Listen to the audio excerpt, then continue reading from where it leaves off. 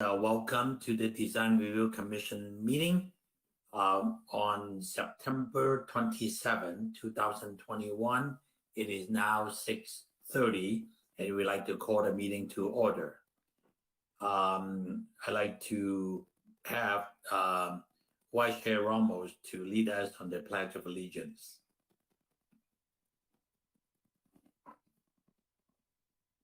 Right hand over your heart. Ready? Begin. I pledge allegiance to the flag of the United States of America and to the republic for which it stands, one nation, under God, indivisible, with liberty and justice for all. Thank you, Vice Chair. If I ask the clerk to please do the roll call. Roll call. Chairman Chang, Here. Vice Chair Romo, Here. Commissioner Nadolny, Here. Commissioner Salo, Here. Commissioner Tu. Here. Great. So we have a full attendance tonight. Thank you. Tonight's meeting is live streamed on cable channel 3 and other online platforms. Please email all public comments to drc-public comments, public-comment at sgch.org. No later than the time the item is considered by the Design Review Commission tonight. Comments received after item has been considered will not be read into the record. Comments will be read by Assistant Erica Ortiz for up to 3 minutes each. To prevent any overlap in comments, each commissioner will be asked and called upon to speak. Public comments. This is the time that the set aside for members of the public to address the Design Review Commission on items of interest that are not on the agenda, but are within the subject matter jurisdiction of the Commission.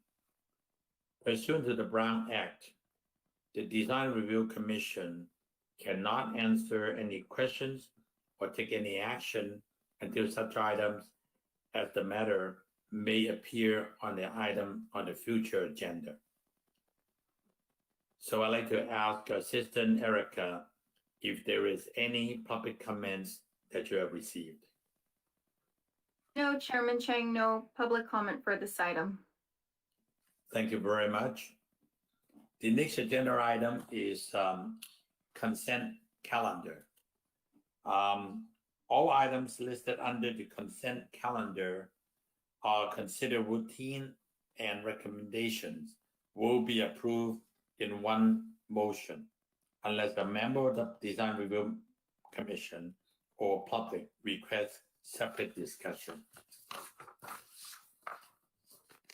Does any of the Design Review Commissioners, if you would like to put any items on the agenda for separate discussion? Yes, I see a hand raised by Vice Chair Romo.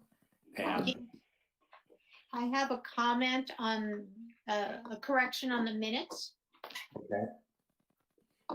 Please go ahead. Okay, my comment is on page 4. This is regarding the public art at 500 East Valley Boulevard. A main point that was missing on my comments is the pergola cost should not utilize the public art dedicated funds.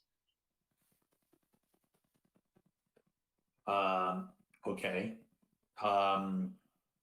Do you have a location where you think it should be inserted? It could be on page 4, middle of the page, where I talk about that I like the concept of the relief tile work, and it should be within that paragraph there. Okay. Matt, do you catch the revision so far from Vice Chair Ramos? Chairman Chang, this is Samantha. So noted. Oh, okay, sorry. Yeah, okay, that's good. So we can amend that accordingly. That's fine. Okay. Okay, any other comments from any of the commissioners regarding the minutes? Yes, Commissioner Nadoni. Yes, I have 2 comments. On page 2, I would like to add to, I believe it's under 317 Pearl Street. The 3rd item with the applicant answered questions. He also clarified the purpose of the room in the back of the house. I would like to add, is to be used for overnight guests.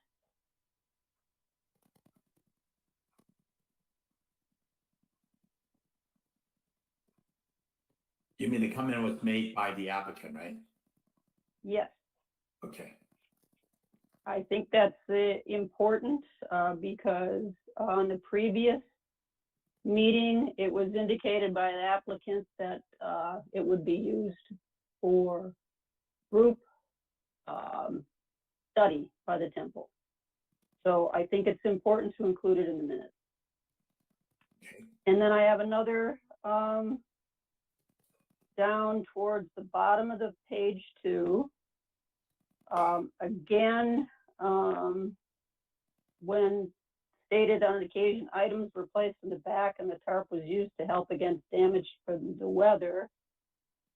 I would like it to be added that the house did not have enough space. That was a comment that the applicant made.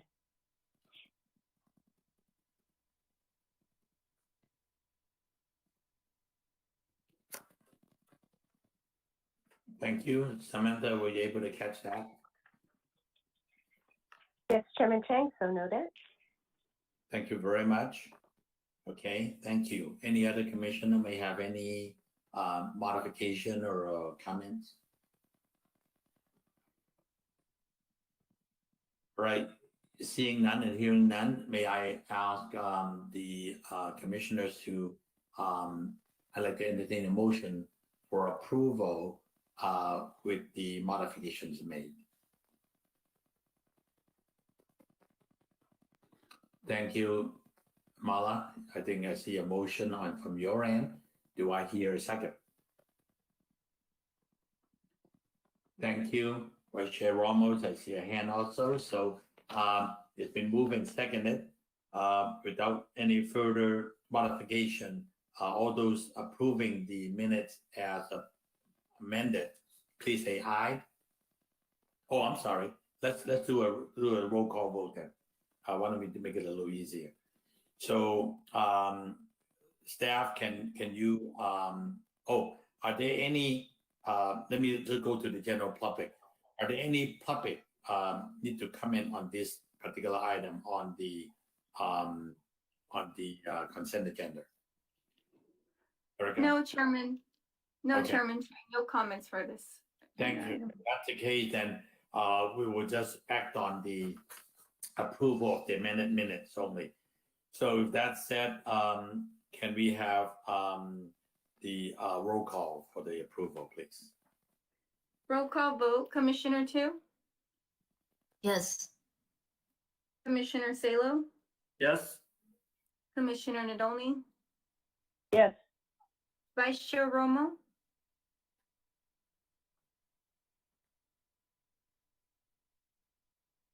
Vice Chair Romo, Vice- you're Yes. thank you. Chairman Chang. Yes. Motion passed. Vote is 5-0. Thank you. So the amended minutes are being approved. Thank you very much. Next item on the agenda is public hearing. I would like to ask the staff to share with the public on the tonight's agenda and some of the rules and regulations. Yes, thank you, Chairman Chang. Good evening. Thank you for participating and tuning into tonight's Design Review Commission meeting. My name is Samantha T. Wassart, Planning Manager with the Community Development Department. There are 4 public hearing items tonight. Copies of the agenda and the staff report for tonight's hearing are available on the city's website at www.sangabrielcity.com. If you wish to comment on any of these items and are not the applicant, please email the comments to drc-publiccomment@sgch.org no later than the time the item is considered by the Design Review Commission tonight. Comments received after items have been considered will not be read into the record. Any decision made by the Design Review Commission tonight is appealable to the City Council. The deadline for filing an appeal application concerning a decision made tonight is Monday, October 11th. Otherwise, any decision made tonight will be effective on Tuesday, October 12th.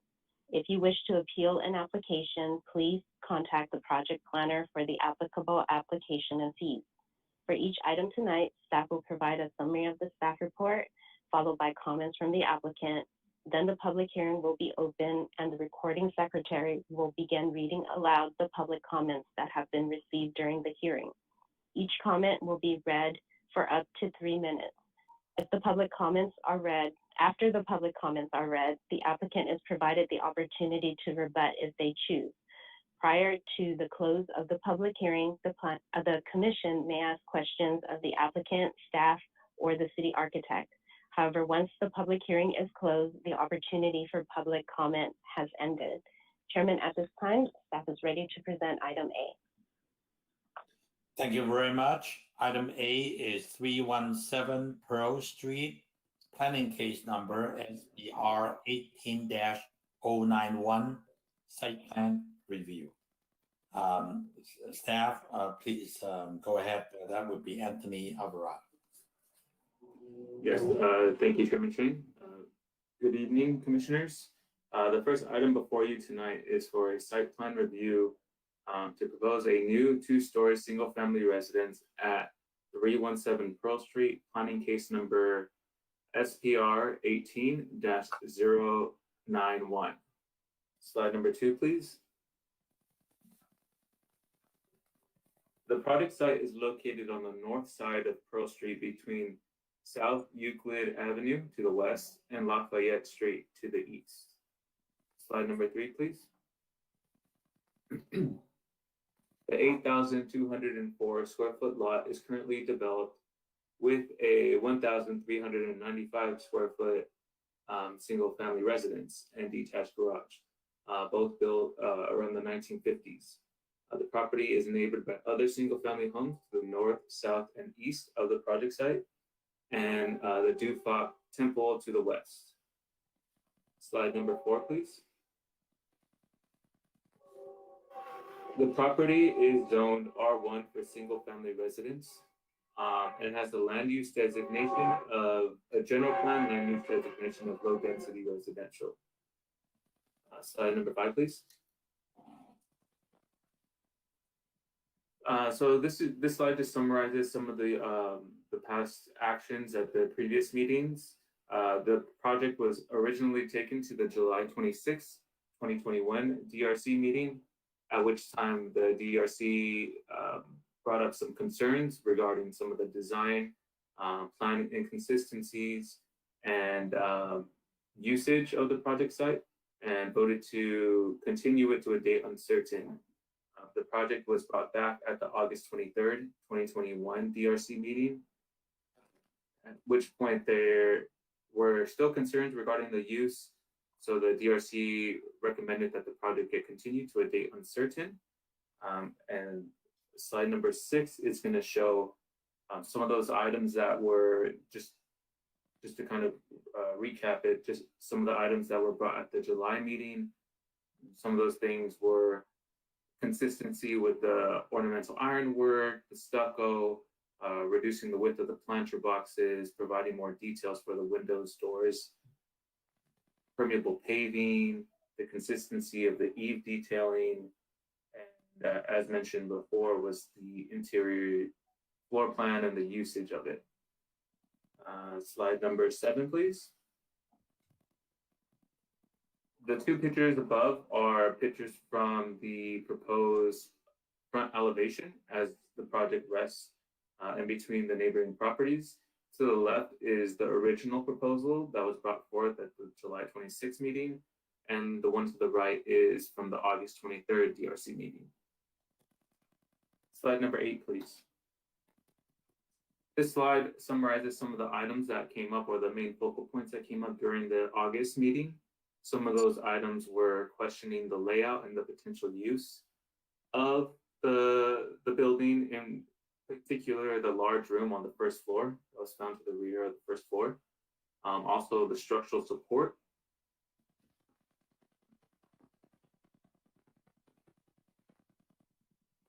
And over the large room that was supporting the second floor, and if the project was really a single family home or just an extension of the temple that was next door, that is currently next door.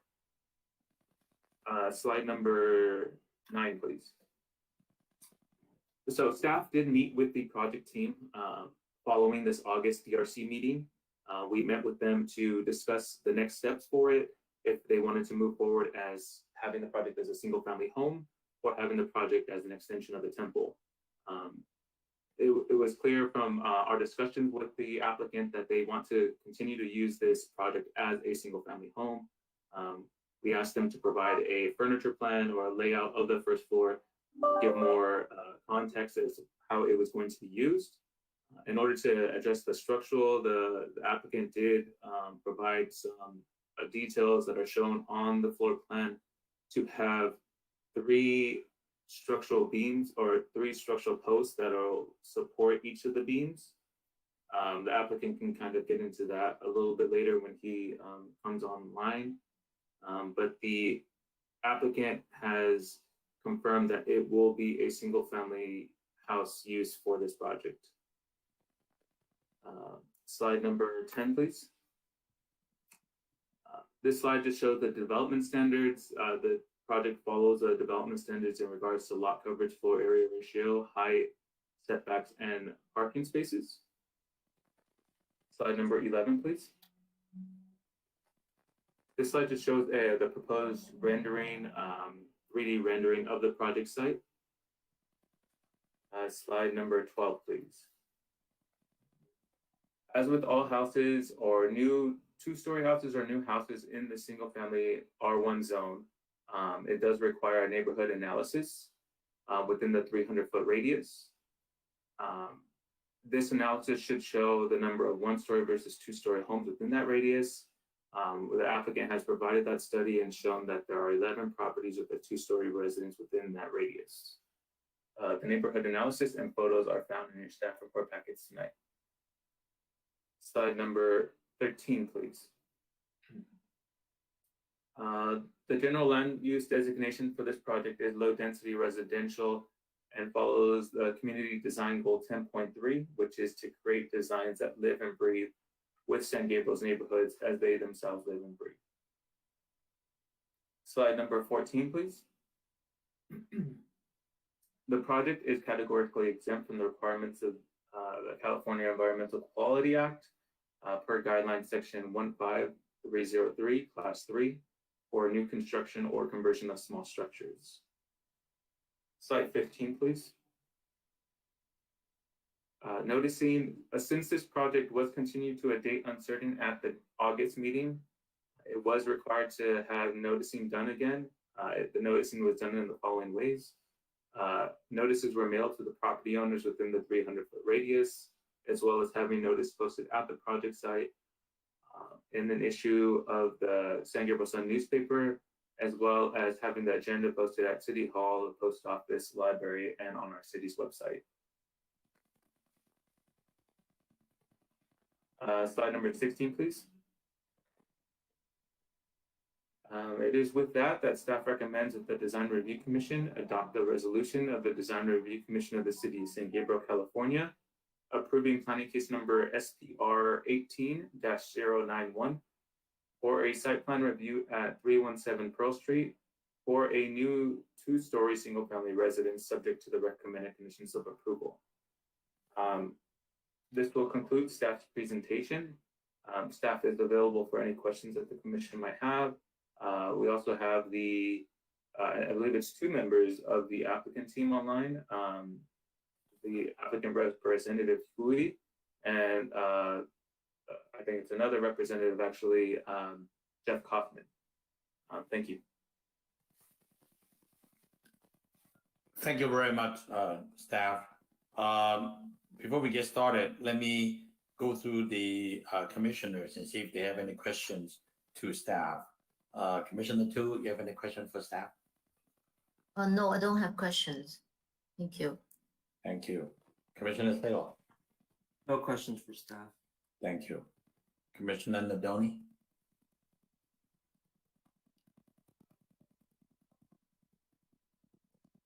Sorry, I had to unmute myself.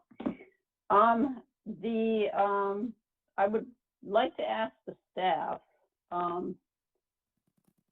if you had mentioned that there was a meeting with the applicant. When we last, as the meeting minutes, last meeting's meeting minutes indicate, I'd say about 4 out of the 5 commissioners recommended a conditional use permit for this project. Will the staff please explain what happened to that recommendation? Yes, thank you, Commissioner Ndoli. So staff did meet with the applicant team and discuss a couple routes with this project. If they wanted to truly use it as an extension of the temple, they were informed that a conditional use permit would be required, being that in the R1 zone, any religious or even an extension of the religious use of this temple for this case would require a conditional use permit to be approved by Planning Commission. It was from our understanding, and the applicant discussed it and told us that they do not wish to go that route. They truly do wish to propose it as a single family home, which is a permitted use and does not require a conditional use permit. It wouldn't be an extension of the temple. So what the applicant told us at the last meeting, that they were amenable to going out and getting a CUP. They've since backed out of that, correct? Yes, and that's something that maybe the applicant can jump on after this and just kind of confirm that. But after their discussion with the owner, they discussed it and they said it's not an extension of the temple, that they plan on using it as a single family home, so it wouldn't require the CUP. But like I said, the applicant can kind of get in that and confirm that. Okay, thank you. Thank you. Vice Chair Romo, you have any questions for staff? Just a comment, the same comment I made at our meeting last month is my comment regarding the washer and the dryer was not, at the first meeting, was not to remove the washer and dryer from the second floor, but their site plan showed 2 washers and dryers, one in the building on the second floor. The second washer and dryer was in the garage. So, going back to trying to figure out the purpose, usually most single family homes do not have a location for 2 washer and dryers. So that was my comment at the first meeting, not removing the dryer from the second floor.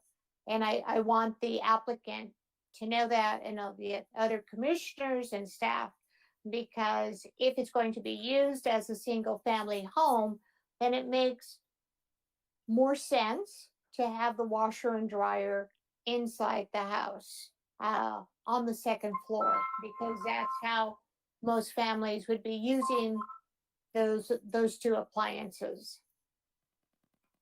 That's my only comment. Thank you very much. Appreciate that. The questions I have really may pertain to the applicant rather than staff. So I'll reserve the time to ask the applicant later. So with that said, I would like to request the applicant to address the commission. If you come forward, please give us your name, address, and your relationship with the project, and that way we understand who we are talking to. Applicant, please. Sure, thank you, sir. My name is Jeff Kaufman. I'm an architect here in California for about 30 years, and I'll be representing the owner on this project this evening for this meeting. And I'm happy to address any of your questions. The comments that I have to add to staff's comments are as follows. The project before you tonight is a design review application for a single family residence. For clarification, it should be noted the property is not connected with or in any way a part of the adjacent church. Although the owner works at the church and actually is able to walk to work, this is a private single family residence where the owner lives with his family. And if you note on the site plan, there's in fact a 6-foot high solid wood fence separating the two properties.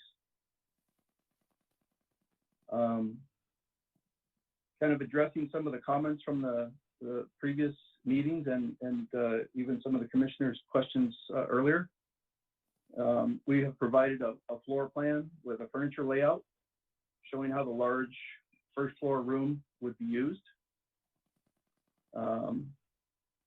Other issues that were previously discussed, such as the blue tarp and a shared driveway with the neighbor, those have been resolved. The property will now have its own driveway separate from the adjacent neighbor, and the blue tarp will be gone forever. So whatever that blue tarp was doing back there, it will be gone, and it will be replaced by landscaping, nice paving, and a nice 3-car garage. So that area of the project has been resolved by what we are proposing. Let me address quickly the comment regarding the conditional use permit.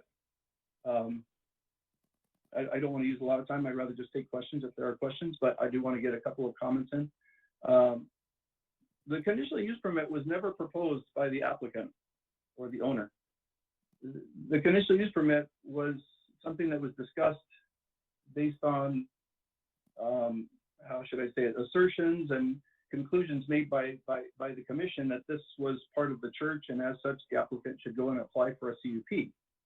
But those assertions and conclusions are incorrect. This is not an extension of the church.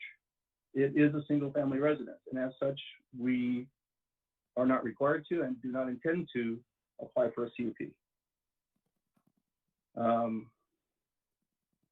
Regarding the washer and dryer, I think there's a very minor issue, but the owner is happy with the washer and dryer out in the garage. It is their home, and if they're happy with the washer and dryer in the garage, then so be it. And with that, if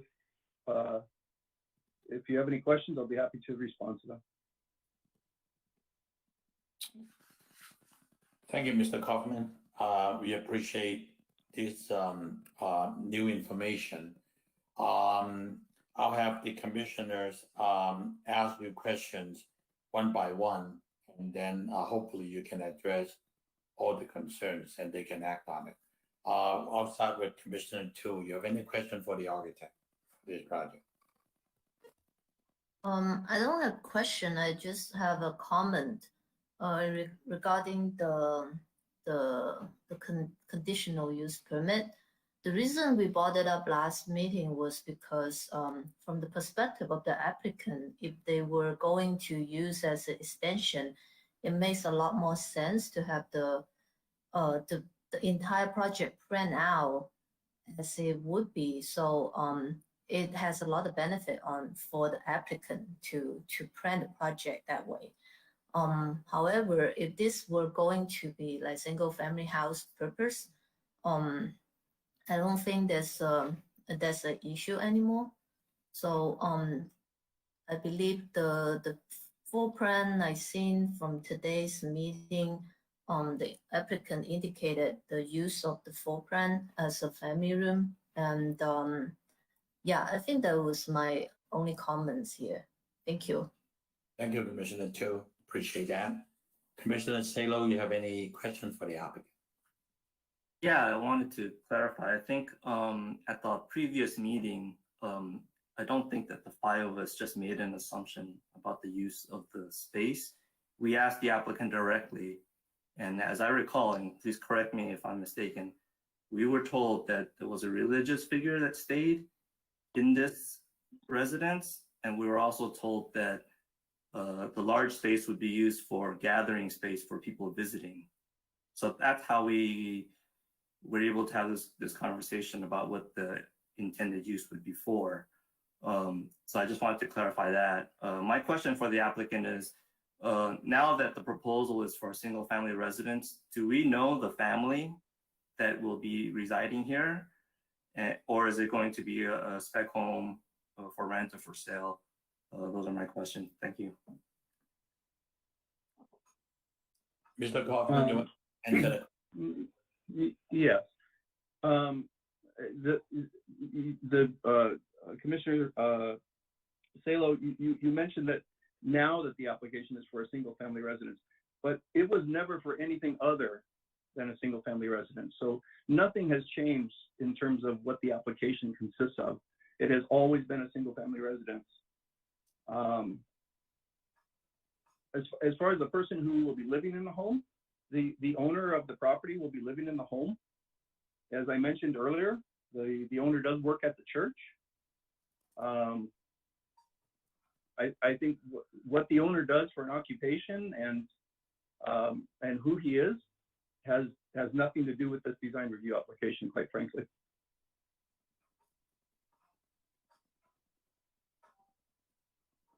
Okay, did that answer your question, Commissioner Salo? Yes. So you said that the property owner on record is going to be the person living in this house.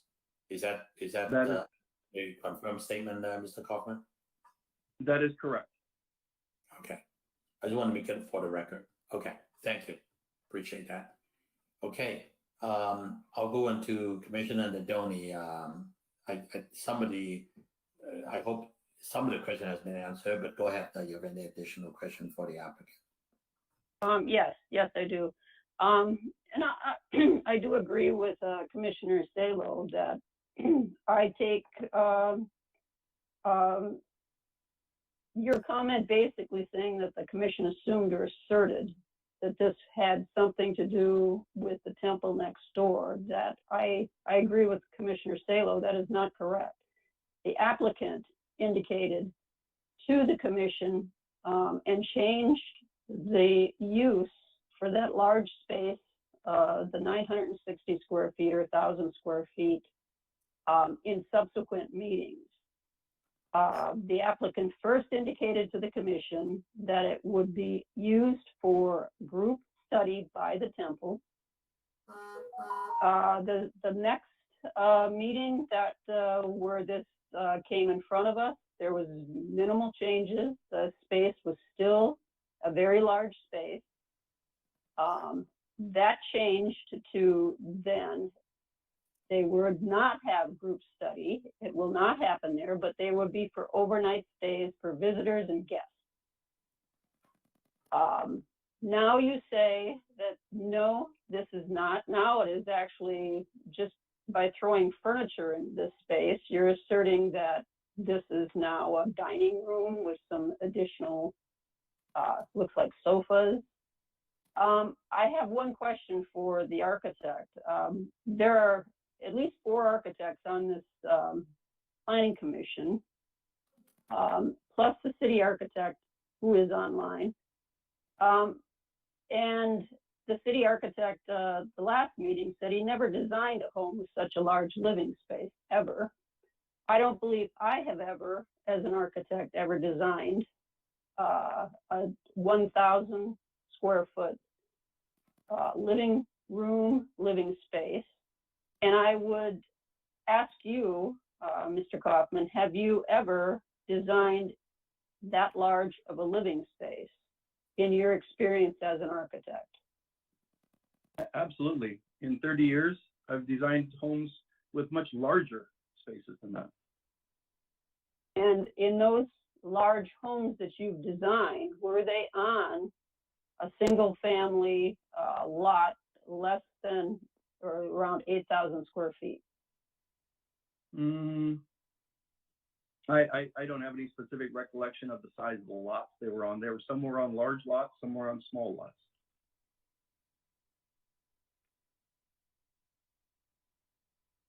I don't actually see how that's relevant though.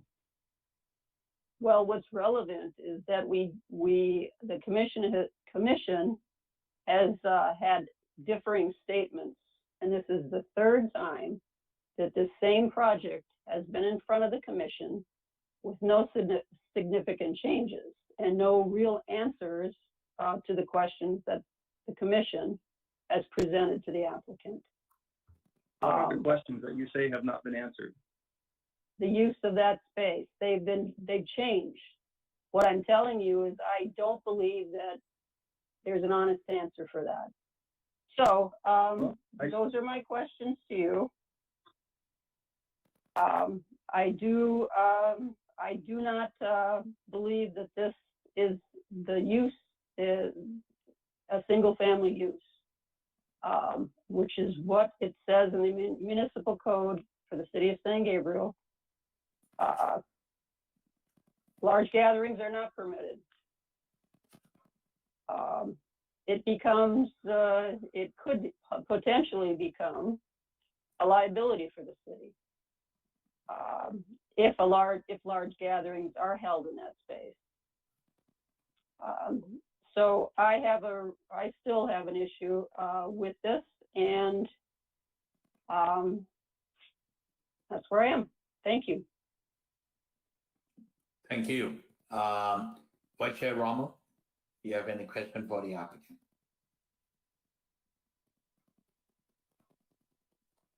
You're on mute.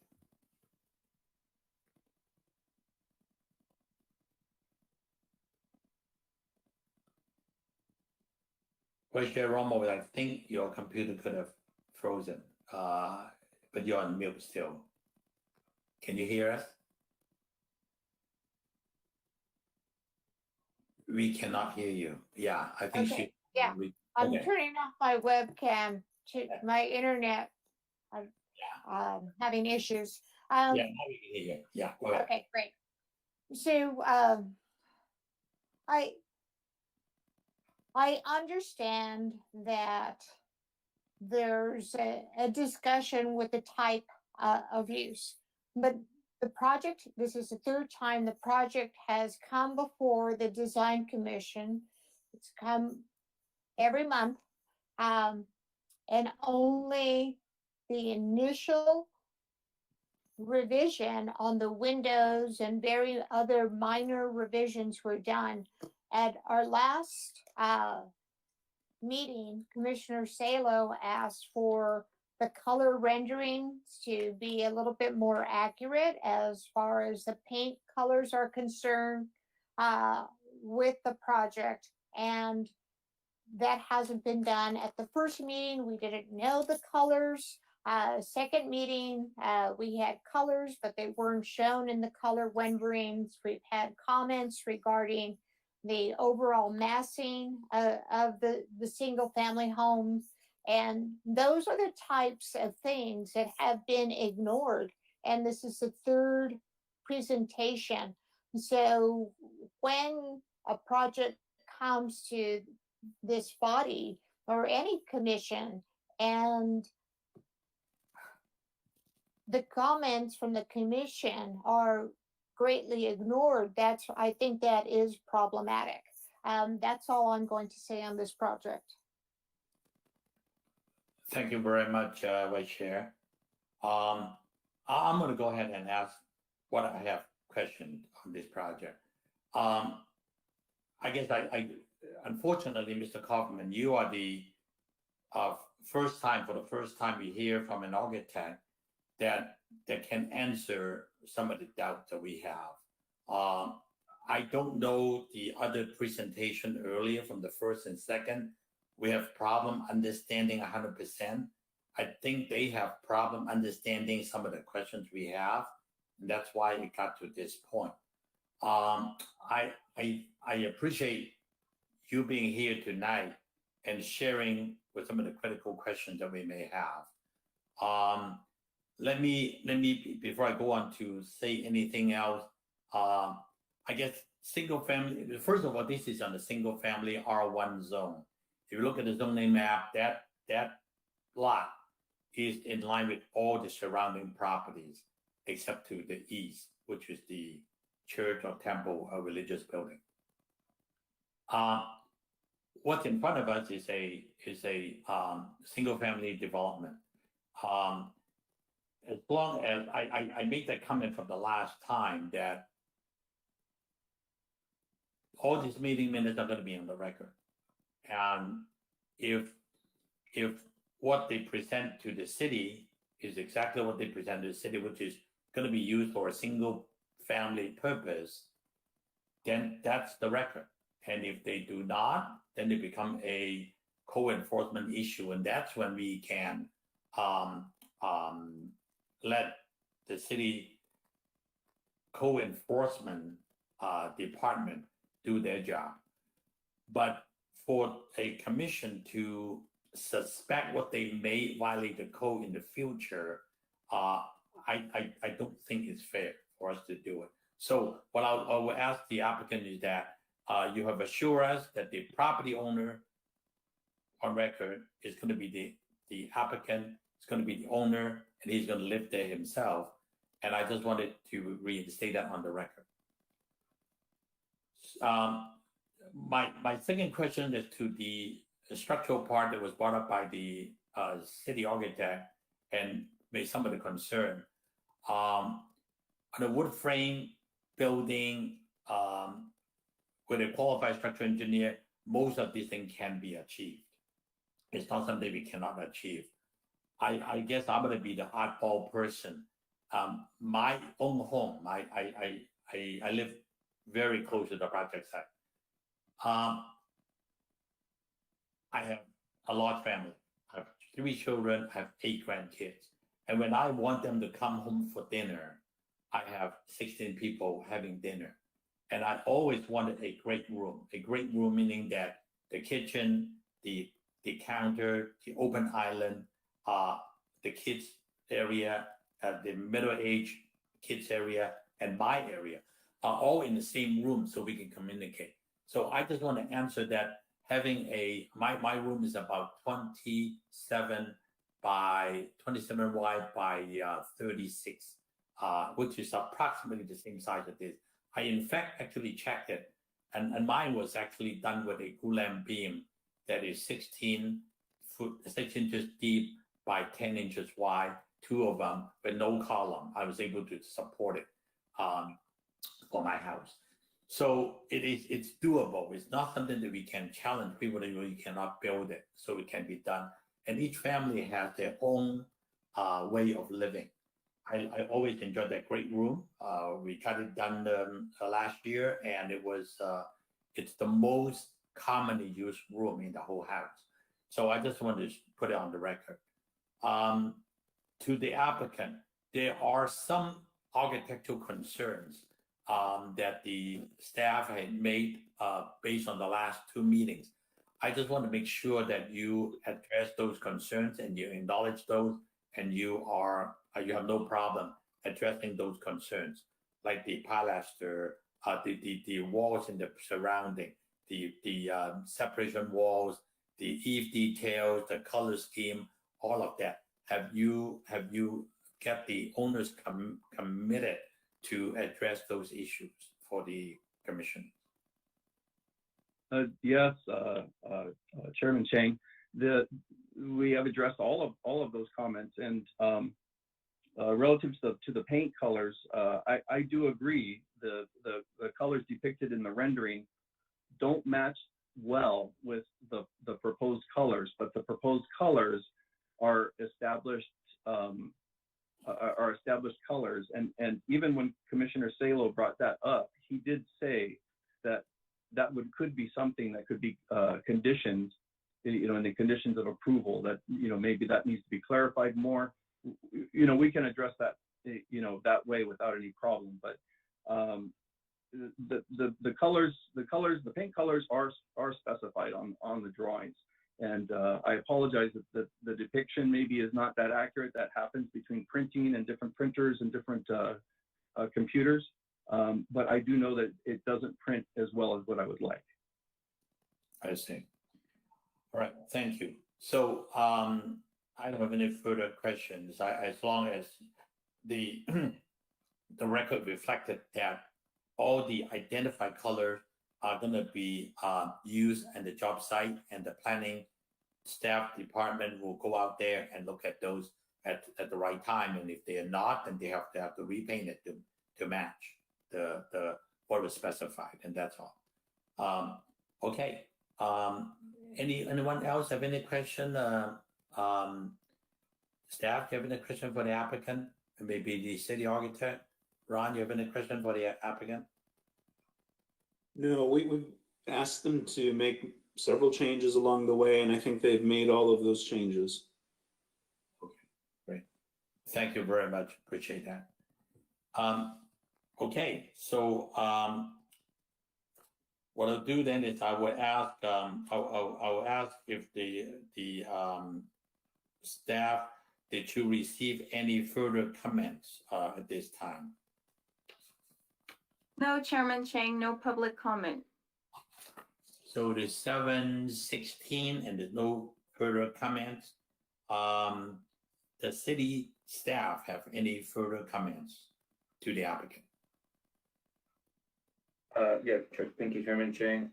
So there is a condition of approval, and staff did discuss this with the project team, that there's a condition of approval that because of the issue with the renderings not matching up or not being consistent, that we would look at that and work with our city architect during the building plan check process and make sure we do have 2 inspections that planning does go out to, our rough planning inspection and our final planning inspection, in which case we will verify those things, such as those detailings and the color, to make sure that it does matches what is according to plan. Thank you very much, Anthony. Appreciate that. Okay, so without further comments, I'll close the public portion of the meeting, and we'll go on our own deliberation discussion among commissioners. I'll start with Commissioner 2. Based on all the testimony that you heard tonight and what's in front of you, what is your feeling on the project?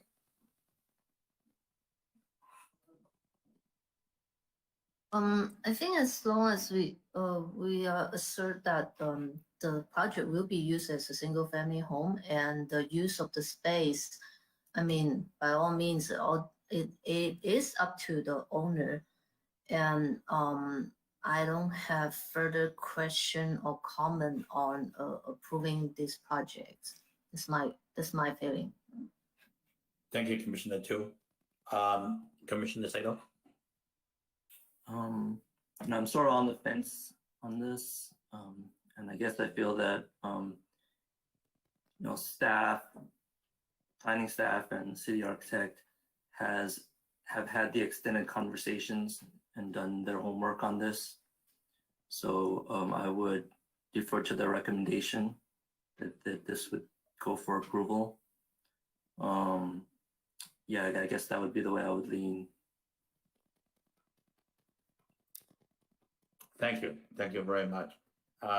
Commissioner Nadoni? Yes, based on the 2 previous meetings, based on the comments and the comments about the use for the space, based on the comments from the neighbors concerned that we had at the first meeting, They're concerned of parking, noise of gatherings. I cannot approve this project. Thank you. Okay, thank you. Vice Chair Romo? Yes, I do feel that the application has been sloppy. And what we have before us is a sloppy, the whole packet, the site plan. If you look at A1.0, this is the first document that was, your cover of the packet. And this was the site plan showing the vegetable garden that was presented at the meeting in July.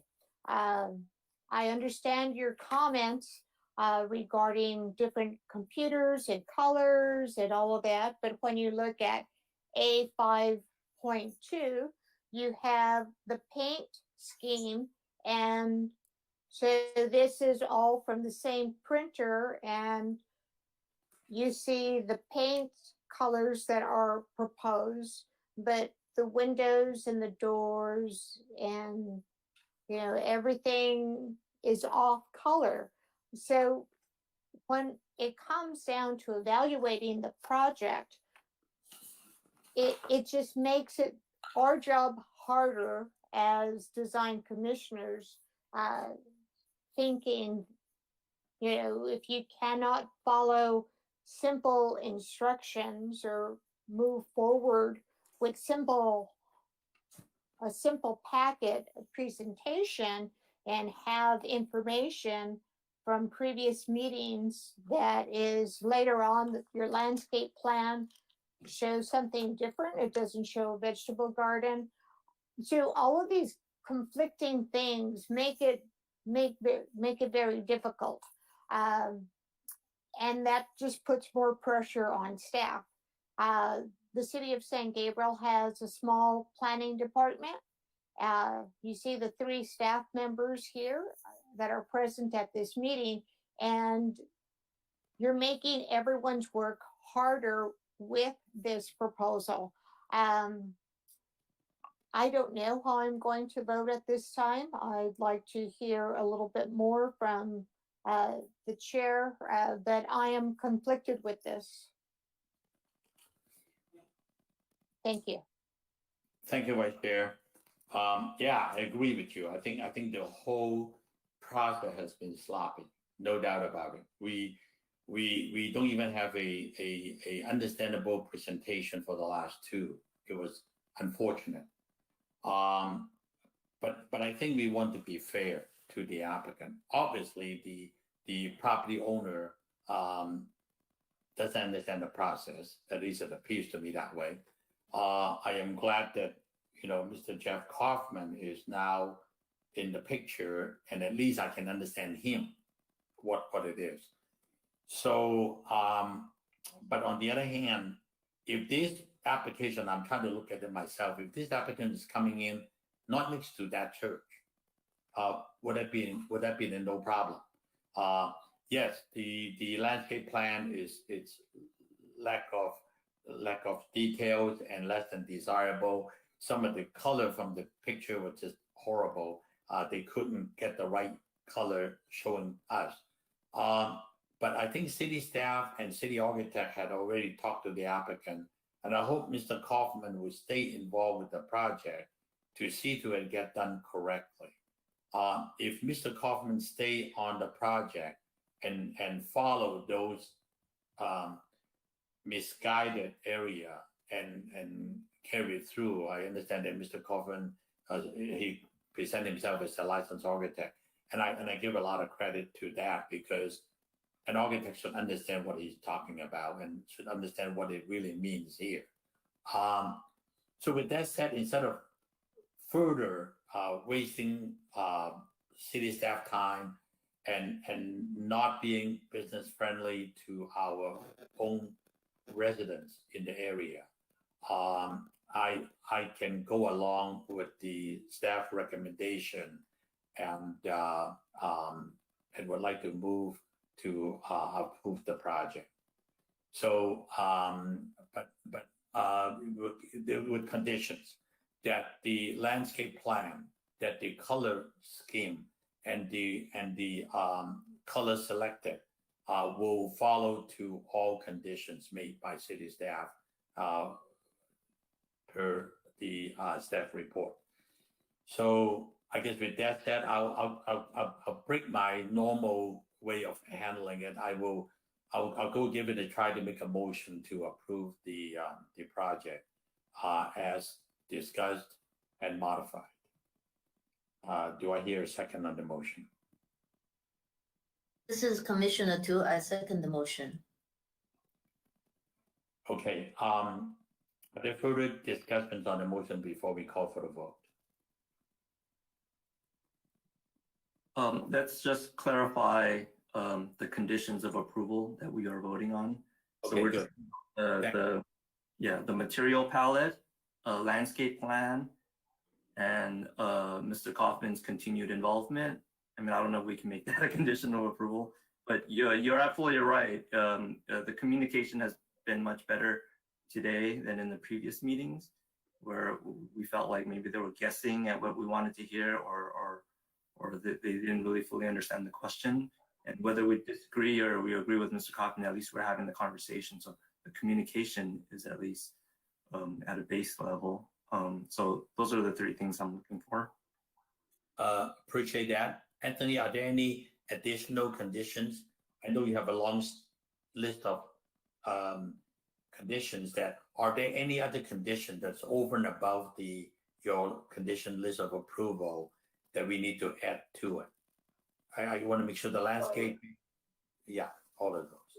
Yeah, so I do have condition of approval number 17, which talks about the exterior architectural finishes, colors, and roofing material must be consistent with the approved architectural style with final review and approval by the Community Development Department during or as a part of the building contract process. But we could add more detail to that to specifically mention the landscape plan, the color scheme, material palette, and the overall color selected for the project. That's something that is reviewed during building contract.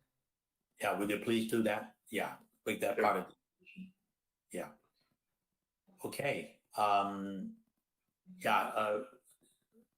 Commissioner Salo, that satisfied your clarification on the additional conditions?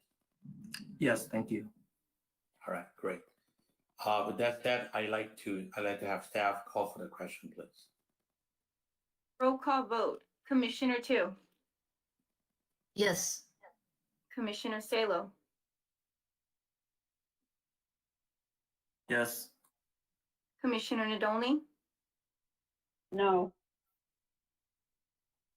Vice Chair Romo, Yes. Chairman Chang. Yes. Motion passed. Vote is 4 ayes, 1 nay. Thank you very much, staff. Appreciate that. That concluded this particular application. And we'll move on to agenda item number 2, which is C, 936 East Leslie Drive, planning case number SPR 21-013, site plan review. Senior planner, Matt Chan. Chair Chen, I believe the next item is 338 North California Street. I beg your pardon. I am sorry. I'm moving it too fast. Sorry. Yes, we should be on item B instead of C. Apologize to you all. It is 338 North California Street, planning case number SPR 21-014, site plan review, and that's also Matt Chan. Sorry. Thank you, Chair and members of the Commission, for your consideration tonight. A second-story addition to an existing one-story single-family house at 338 North California Street is in front of you for your consideration. You can go to next slide, please. The subject site is the northern part of the city. is at the North California Street, just north of Hermosa Drive, and to the west, to the left is San Gabriel Country Club.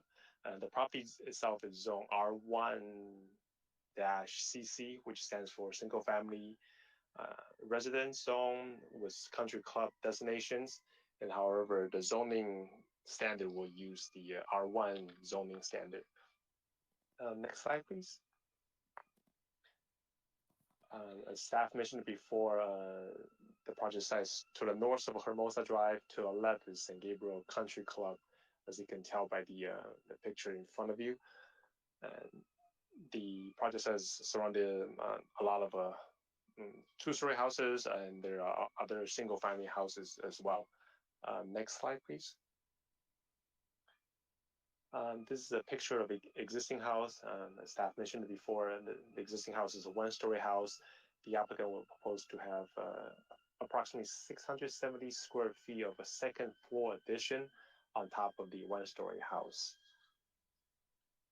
Next slide, please. This is a proposed kind of a color rendering, kind of perspective rendering of the proposed additions.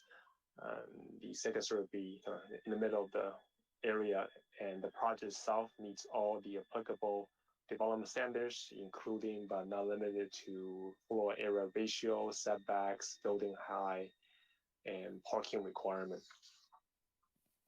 Next slide, please. Here, just kind of breakdown of all the development standards applied to this project and how this project itself complied with all the various development standards. Slide number 7, please.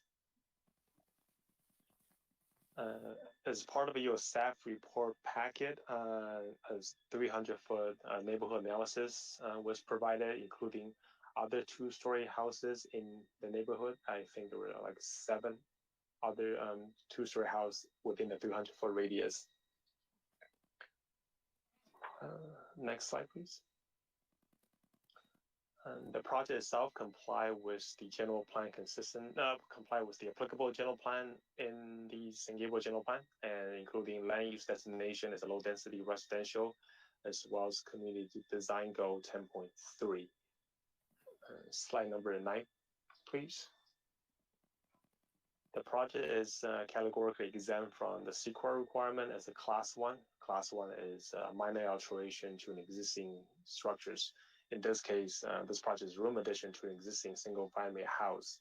So this qualifies as a class 1 exemption. Next slide. For any project go in front of a planning commission or design review commission, the projects require for public noticing, and the noticing methods including mail notices to all property owners within a 300-foot radius, and sign a notice also posted at the job site, and agenda meeting for this meeting were posted at the city hall and various locations in the city. Next slide. In conclusion, staff is recommending the Design Review Commission to adapt a resolution to approve this project based on the findings and subject to the conditions contained in the staff report. This concludes staff's presentation, and staff is ready for any questions. Thank you. Thank you very much. Question for staff. I'll start with Commissioner Tu. Any question for this project for staff? No, I don't have a question for staff. Thank you. Thank you. Commissioner Sale? No questions for staff, thank you. Okay. Commissioner Dodoni, you have any question for staff on this project? No questions for staff, thank you. Thank you. Vice Chair Rama, any question for staff? No questions for staff. Okay, thank you. Yeah, it's pretty straightforward. Thank you. I don't have any question for staff also. So I would like to invite the applicant to step forward, and please give us your name and address for the record. And then you have any additional information you want to share with the commission, please go ahead. Hello, my name's Good evening. Mabel. I'm sorry. Go ahead, Mabel. Okay. My name's No, Mabel go ahead. Bakamatsu. and I am representing the owners. I am the wife of the family of 4 here. Address is 338 North California Street in the city of San Gabriel, California, 91775. I don't really have anything to add unless there are any questions for me, but I do have our architect engineer Ramsey on the line as well if there's any technical questions. Okay, thank you very much. I appreciate that. We will go to the commissioners if they have any question for you and or your design team. We'll go ahead and address that. Okay, thank you. Just stand by and then we'll see if we have any particular question for the team. I'll start with Commissioner 2. Any question for the architect or the applicant? No, I don't have particular questions. I do think the addition is well done and proportionally it fits in the existing profile of the building, and it sets back from the main street, and also the color scheme chosen, I feel is pretty compatible to the existing neighborhood. So I think the applicant did a good job in implementing the design. That's my comments. Thank you.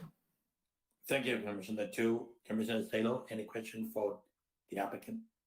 No questions for the applicant. I agree with Commissioners 2's assessment. Thank you. Thank you. Commissioner Nadoni, any further question for the applicant or the architect? Yes, I do. I have a few questions.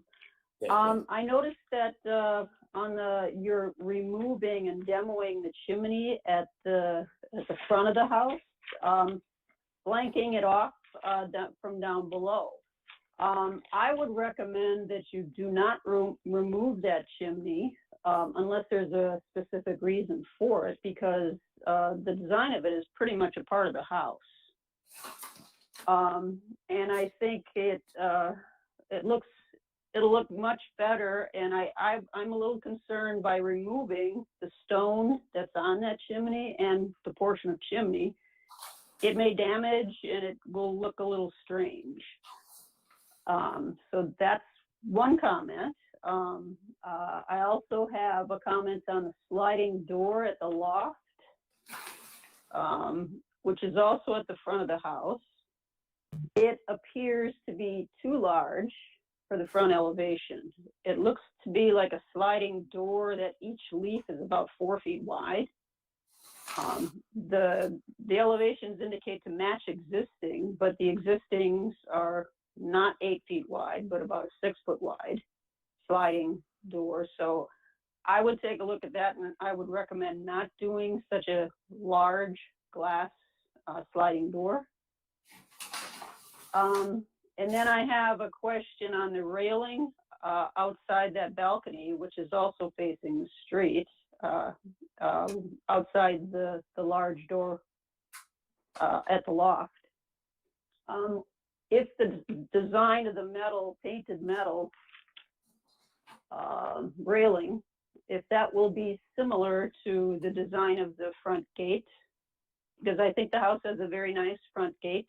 And so I'd like to see something that is going to be similar to that and match. And we see this a lot in additions where the architect applicant says to match existing roof and match existing windows. Very difficult to do unless the material for the windows and the roof have been done relatively recently. So I would be careful on, I don't know if we got a lot of information on specifically what those windows and doors will be, other than to see that they're to match the existing. So I would like to make sure that the city staff work with the architect and make sure that there's some consistency there on the roofing material as well as the windows and doors. So those are my comments. And I don't know if there's wants to be a response now, or we'll wait till later. Thank you. Thank you, Commissioner Nadoni. Vice Chair Ramos. I'd like to congratulate the applicant because this is something that fits the neighborhood. It's an addition that kind of fits the house. I think the stonework is a nice feature that's going to be retained. And I agree with Commissioner Nadoli's comments about keeping the chimney if possible, and also looking at that loft railing to have that match what's in front of the house. I think all in all, the house is very tastefully designed, and it enhances, the addition enhances the property instead of taking away from the property in the neighborhood. Those are my only comments. Thank you very much. I want to thank Commissioner Nadoni on those very good comments made. Looking at that chimney, it appears to me that you should be able to keep that chimney instead of demoing it, because it should not conflict with your second floor addition. And as a matter of fact, looking at your A4 elevation, it shows the chimney there, even though you pointed that you want to demo it. But it appears to me that that elevation looks very attractive, looks fine. It appears to me that it actually adds more to the original character of the house, and it probably look more complete. Otherwise, you would just have stonework on the exterior elevation, but it doesn't carry upward to the second floor. So that, if your architect can make it happen, it'd be great. Yeah, that big window, instead of having a double slider, you may want to consider like a three-piece slider, and that will look proportionally a lot better than the other. Those are very good comments. But other than that, I thank the team, your team, and the owner for paying attention and trying to upgrade this entire development to make it a nice home addition for the city. So that's my question for the applicant. See if you can consider doing it. If you want to answer to that, that'd be great. If not, we can do it later. But either the owner or the architect, would you have any comment on responding to those questions on the chimney and the railing? The sliding door. Maybe would you like to talk about the chimney, please? Because since you're the Sure. owner. Yes. The decision to remove the chimney is partly because we've lived here, it's going to be 20 years since we've been in this house, and we have never actually utilized the fireplace. So partly it's because we don't utilize it. We would like to remove it. And my husband made me climb up on the roof one day just to understand why he was insistent on doing the second story addition, because there is a really nice view with the sun setting every night. So partly we don't want to actually look at the top of the chimney. It's not very visually pleasing from the second level. So that was the decision of why we wanted to remove it, so we're not staring at the top of the chimney and then distracting from the overall view that we'll be able to get with the second story. And again, we have not utilized the chimney in almost 20 years that we've owned and lived in this home. So that was the thought behind removing it. Okay. Not sure if that answers the question completely. I think it does, based on what you, how your personal experience is.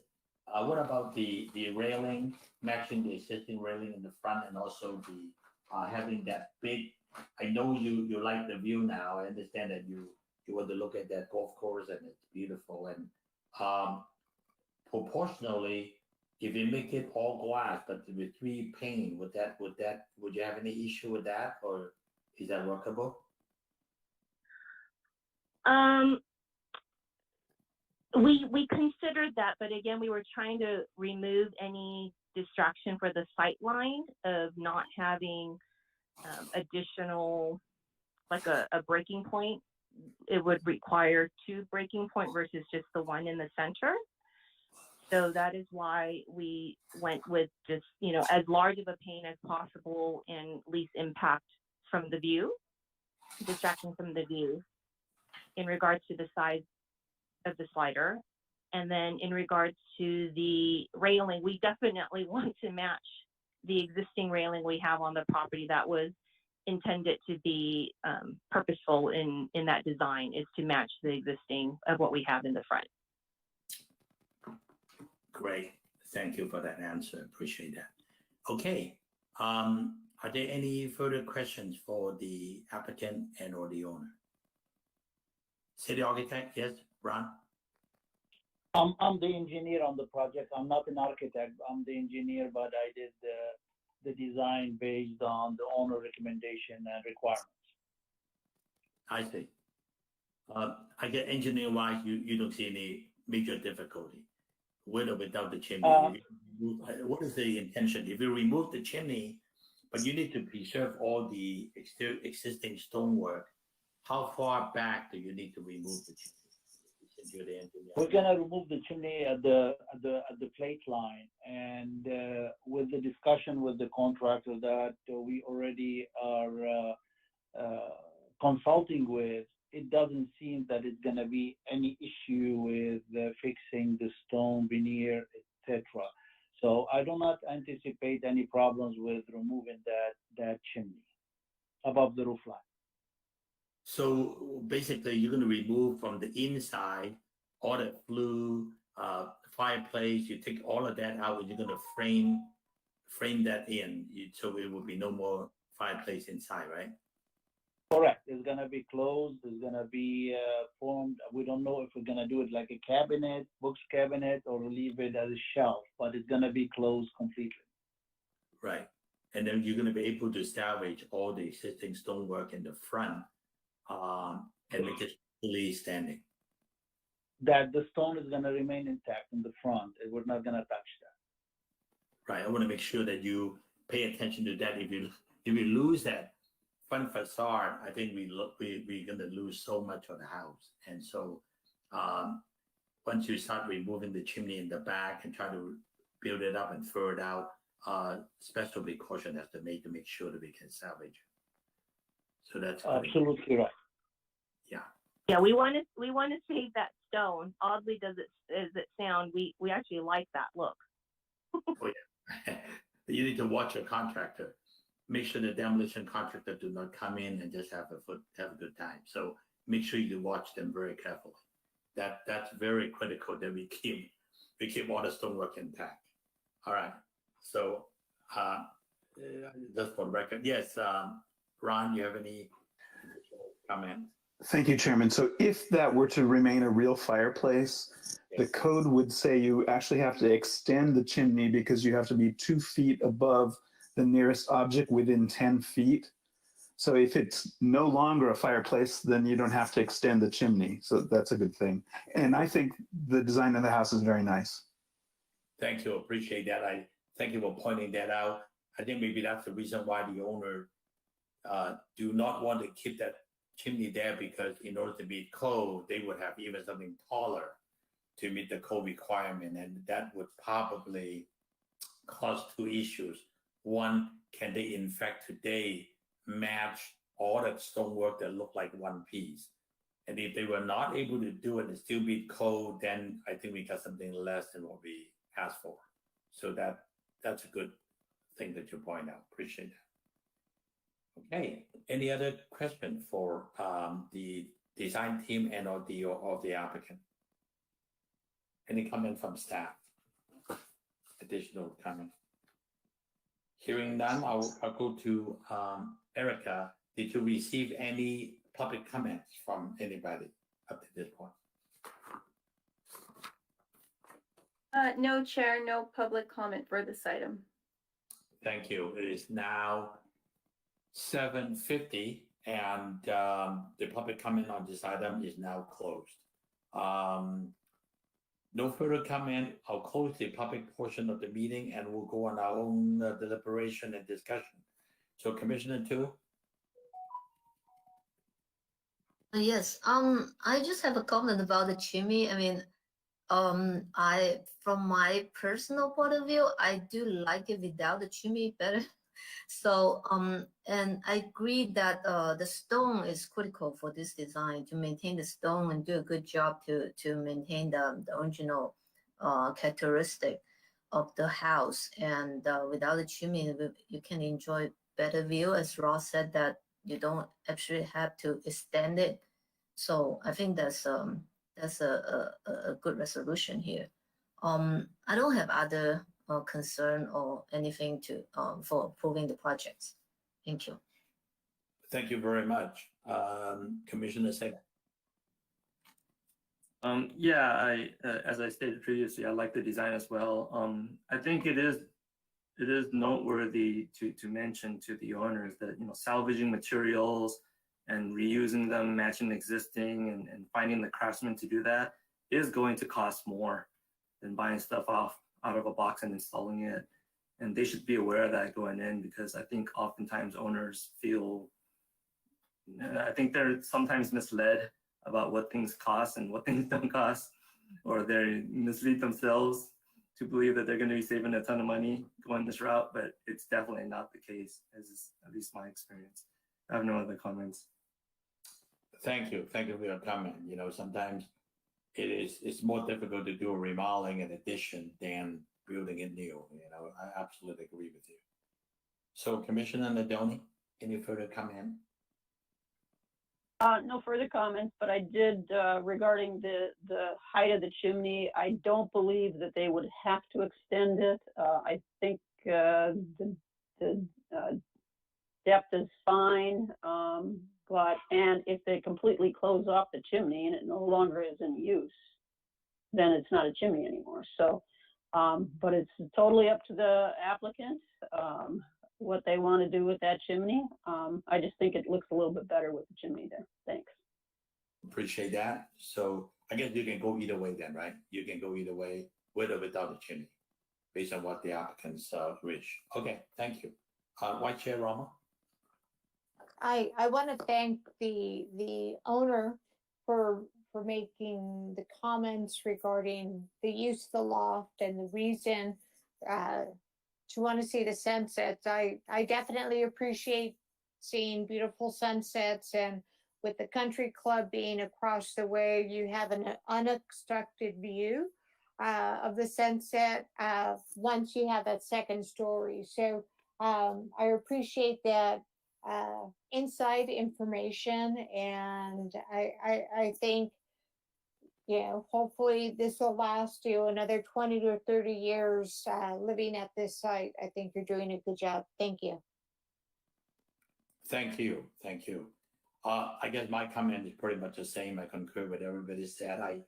We appreciate homeowners value the property, live here for a long time, be part of the community, and want to do the best for their home and the community. I think this is all we want in the city. So with that said, I think we heard the applicant's reason for what they do, and you know, we concur, and I think these are good information. And so I think sometimes the presentation becomes very important, that we understand what the project is all about, and then sometimes it help us to make better decisions. So with that said, thank you. I would like to entertain a motion. I guess it sounds like we're going to be approving the project. So can I entertain a motion for approval? As Commissioner Salo, I motion to approve the project. Thank you very much. Do I hear a second?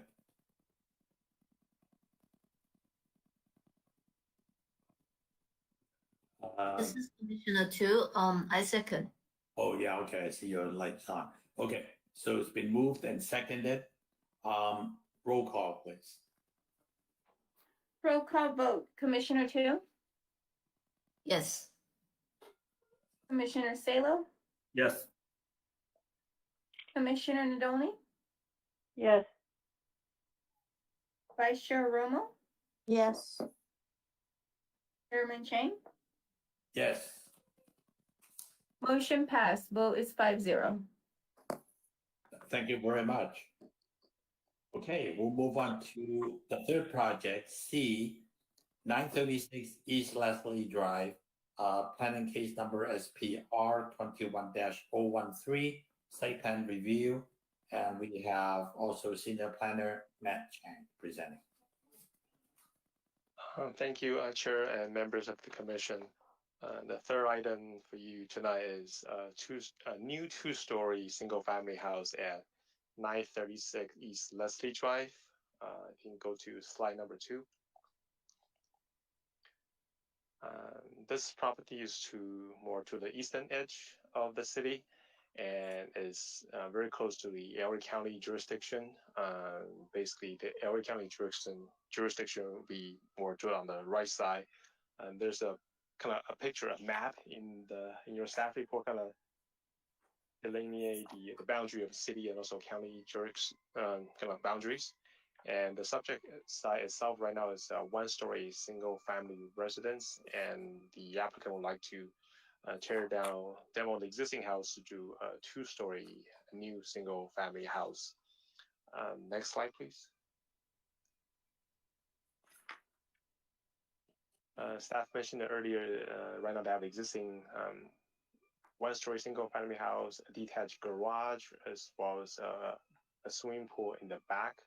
And the proposal will be have a two-story house with a three-car garage to the back of the house, so you won't see the three-car garage from the street perspective.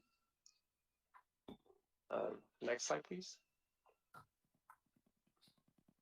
This is a proposed front elevation rendering from the street perspective, and the applicant has provided architectural plan, landscaping plan, color elevations from 4 different sides, so the commissioner can get a better perspective of the building size, the coloring, and also what the applicant would like to do for landscaping as well. Next slide, please. The project itself complies with all applicable R1 development standards, including but not limited to lot coverage, FAR, building height, setback, as well as parking space requirement. Next slide. This is the picture that staff mentioned earlier, talk about the location, the property that within San Gabriel, as well as the property within Los Angeles County areas. So within the 300-foot radius, there are 9 two-story, there are 9 other two-story houses.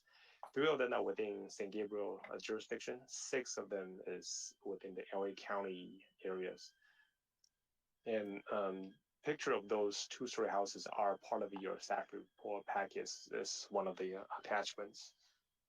Next slide, please. The project itself complies with the general plan, including the general plan land use destination, as well as community design goal 10.3. Next slide. The project is exempt from the CEQA requirement as a Class 3. Class 3 includes new construction of new houses. In this case, this is a new house, which category qualifies exemption, Class 3. Next slide, please. For public noticing, we notice this meeting to all residents within 300-foot radius of this project site. A signage was posted at the house, and meeting agenda for tonight's meeting were posted at City Hall and various locations, as well as on the city website. Next slide. For staff recommendations, staff is recommending the commission to adopt a resolution to approve this project based on the finding in the attached resolutions and subject to the conditions contained in your staff report. And this concludes staff's presentation, and staff is ready for any questions. Okay, any question for staff? I'll start with Commissioner 2. Any question for staff on this project? No, I don't have question for staff. Thank you. Thank you. Commissioner Salo? No questions for staff, thank you. Thank you. Commissioner Nadolny, any question for staff? No questions for staff, thank you. Thank you. Vice Chair Romo, any questions for staff? No questions. Great. I don't have any question for staff also. So maybe we'll just invite the applicant, see if he or she want to share any additional information with us. Is the applicant, can you step forward and give us your name and address for the record? Yes. Hi. This is all Commissioner and Chair. This is that Wong, a resident of the 5635 Angeles Avenue, City San Gabriel. So I'm a designer for this project. So just want to say thanks to city staff and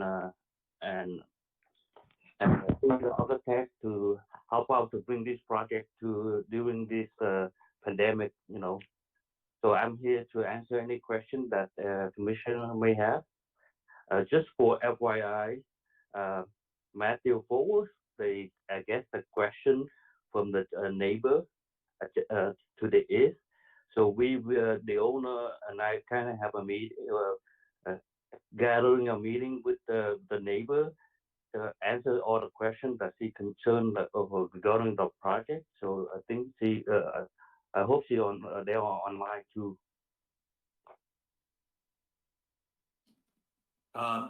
Thank you. You said the neighbor has any particular concern? Can you make it clear what the concern is? No, actually not concerned. I guess it's some questions addressed to Matt. So I guess they have some questions regarding the property line, the property wall. So there is some bush that may be impact between the property line.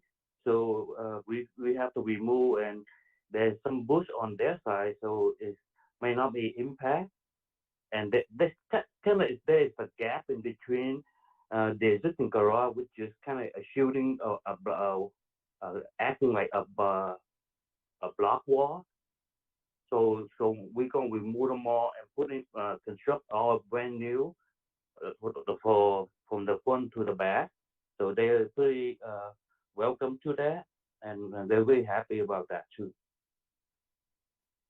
Yeah. Okay. All right. Are you finished with your presentation? Yes. Yeah. Let me start with a couple of questions for you because I want to make sure that that's understood. It's a brand new development. The neighbors concerned about the property line potentially involving some planting, maybe a boundary wall. So you're an engineer. You understand that you're going to be doing your survey and try to establish the property corner and build your wall in the right place. I am sure you and your owner, your applicant, understand what it takes to get there, right? Because I don't want to see any potential problems later that the neighbor may have some concern. So, has that survey been done? Yes, the topo survey has been done. In order to building this property, there used to be a rector's property. Four corners have to be staked, and yes, that has to be recorded also because this is the property line. Okay. One more quick question. The pool is going to be gone. You're going to demo the pool and demo the house. I think you're going to need to import some dirt, right? Because I don't think you have enough dirt to fill that pool and still build a house, do you? That's correct. Okay, so you understand and the owner understand that. I guess when they come down to building permit time, I guess the hauling route, the hauling of the dirt coming in, compaction, all of that's got to be done correctly. So I just want to, for the record, make sure you are the designer record, engineer record, that these are known to you and the applicant, so they understand what they're getting into, so we don't cause any problems to the neighborhood and or the neighbors. All right, so Yes, we don't have. all right, so that's my question. Go ahead, Commissioner Tu, if I may ask you, do you have any question for the into the record? I do have a question regarding the design. First of all, it appears to be like using the wood siding. I mean, we don't normally see wood siding used in the design review meeting. So I was wondering what's the particular reason for choosing the siding. At the same time, it seems you only use it in the front facade instead of the entire building. That is a little abnormal from my perspective. So that was the first question. The second question is that the quality of the rendering isn't that great, so I wouldn't able to read like the true color of the proposed project. It looks pretty dark. I don't know if the wood siding appears to be like a bluish color or exactly what color is it? Because in the color scheme it says it's a gray color. So yeah, I just want to clarify that. And that is my questions. Mr. Wong, can you answer that? Yes. Well, the siding, just correct, the siding is pretty much like cement style. It's a recently new construction. So, and the style that was choosing was discussed and with the city staff and with the city architecture too. And the siding was also recommended by the city architecture to include some portion, not the whole entire front face, only on the certain side and on both sides. So you don't want to create the whole entire house siding, which is compared to the old house.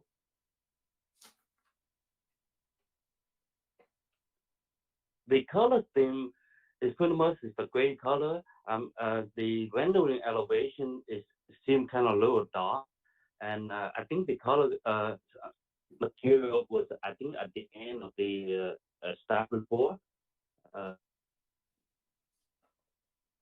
think our consultant, just the consultant did a very good job, but I guess it's not come out really great because the one I looked at the PDF, it looked pretty good and the print out pretty good. So I don't know what you guys have on the front of it. I'm sorry, I didn't get the. So you said the siding is a concrete siding. It's not the wood siding. It's made not wood. of. Yeah, can you tell us what kind of siding it is? I see something in hardy trim color being highlighted.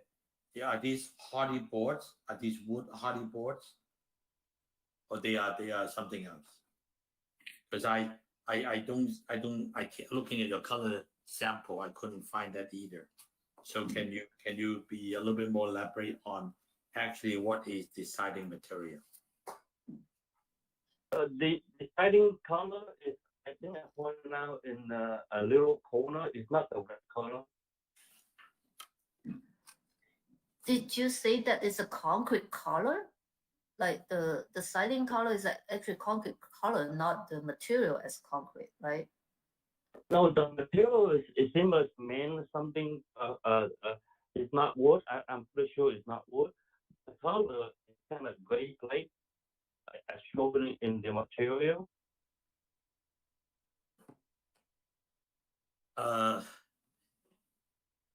Okay, you pick a gray slate color, which the hardy material is wood, and I think it's important for you to understand what you are specifying. Maybe I should ask the city architect, what is your understanding so far, Ron? Hardy siding is a fiber cement siding, so it's made of cement and fiberglass mixed together. It's very commonly used in all kinds of new housing, It looks like wood siding, but it will never have termites or it will never rot. So it's a super durable product and looks like wood siding. So while we have you on the phone, if I may ask one quick question, how do they manage the joining of the 45-degree? Are they going to be miter joined together, or they have a special trim piece to cover that? Can you share that with the commission? Yes, the answer to the question is both. It depends on the thickness of the fiber cement siding. And I don't remember that they have a name for the thicker product, which you can miter, and the thinner product, you have to use corner boards. Yeah, okay, all right. So then back to the designer, Mr. Wong, I guess you basically called out this material, but then I think you have a trim color of a kind of a white color called smooth. Is that your trim for the siding under your hardy? That's for the vertical, the vertical pitch goes around the school of the building. As you can see in the front elevation, it's the vertical trim weight on each corner of the building. Right, that's the where you come to a corner, you use that trim piece to finish it. Yeah, okay. So obviously, I mean, to reinforce what Commissioner Tu was asking, if you look at your siding color, which is that gray slate color, to the rendering of your presentation, it's quite different.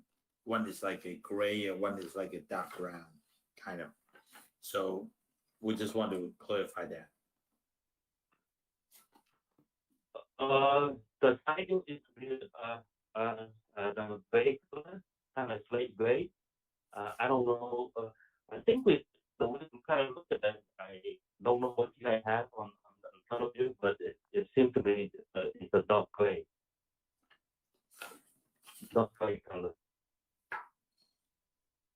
I think generally speaking, the render doesn't represent the color very well. So from my PDF file, the stucco also looked like a blue color, bluish. So it looks like you pick a light gray color, which goes along with the gray slate siding material. That should be okay, but on the drawing, the rendering itself, it doesn't look that great.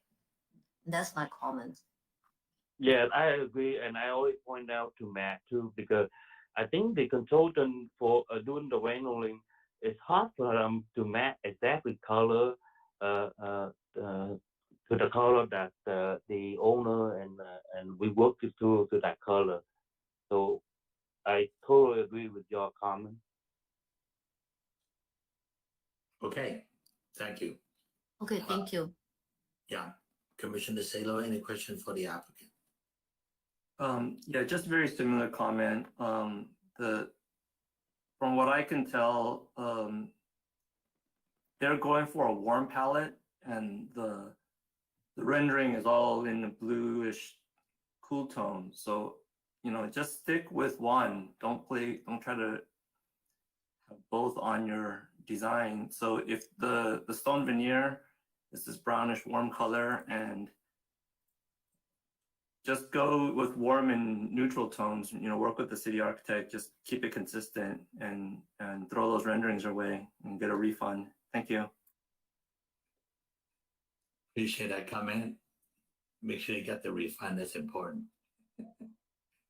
Okay, Commissioner Nadoni, any question for the applicant?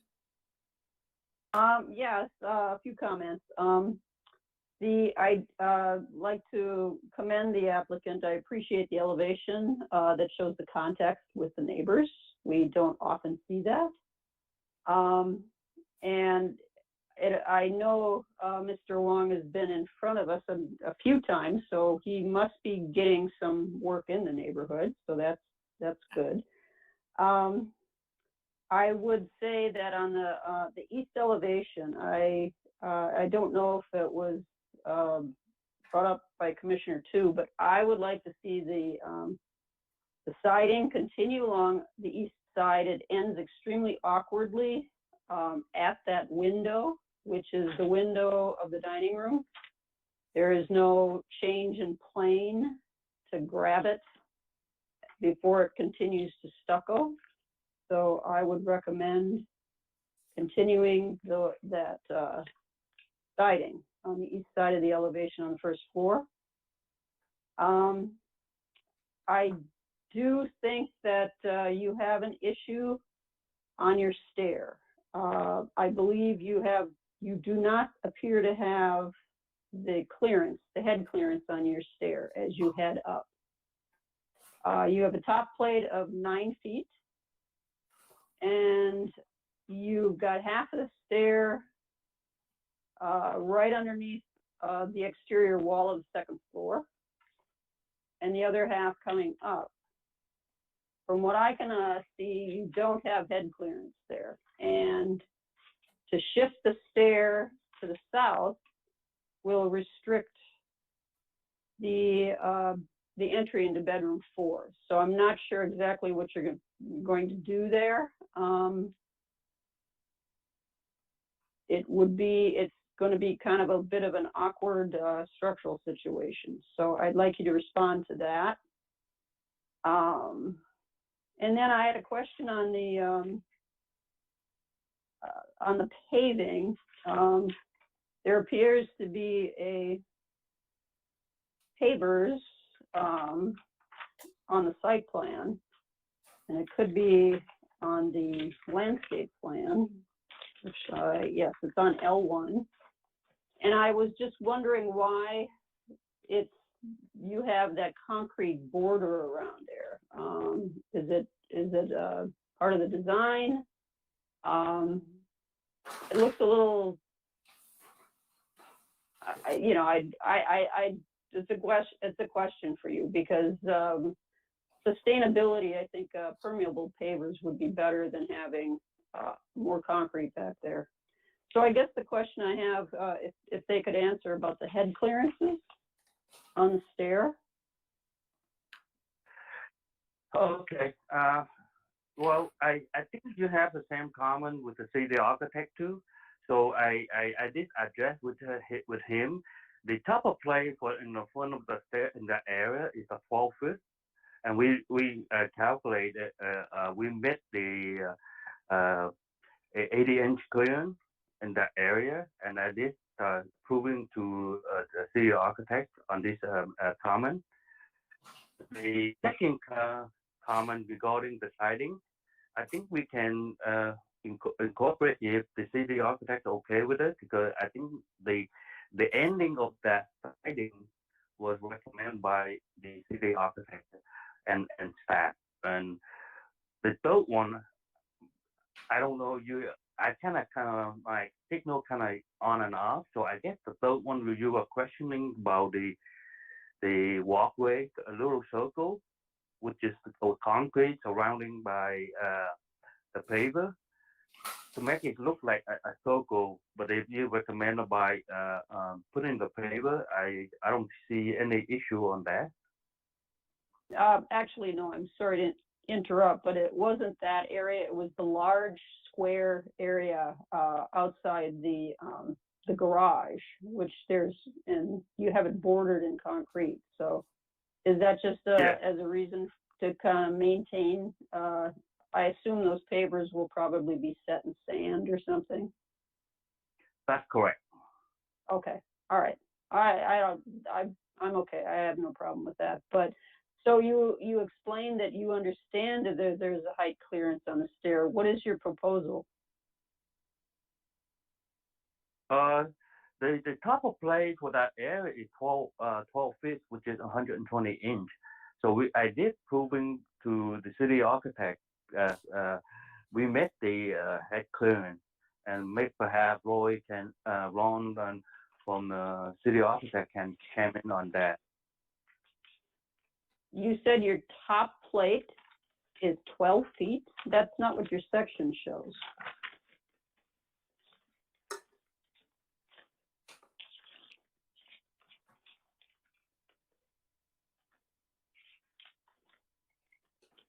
A4.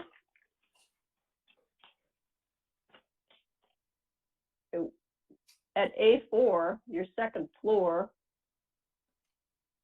well, A4 doesn't have a dimension. Hang on. Yeah, if you look at the section AA, the bedroom 1 and the whole in the front is 12, and the rest is 9.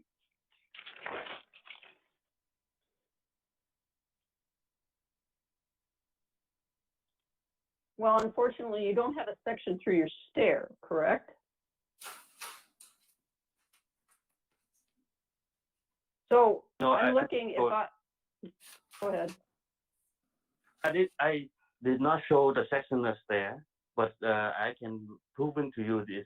The headroom current is met. I can, based on this calculation, and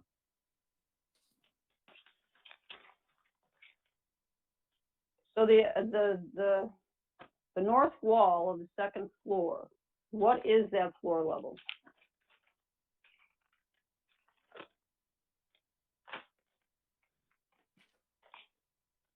On A2?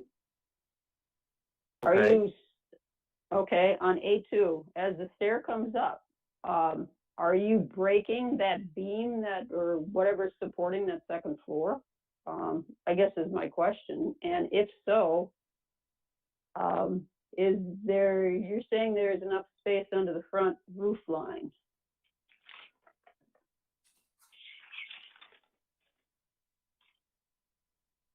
I suggest you cut a section through a stair.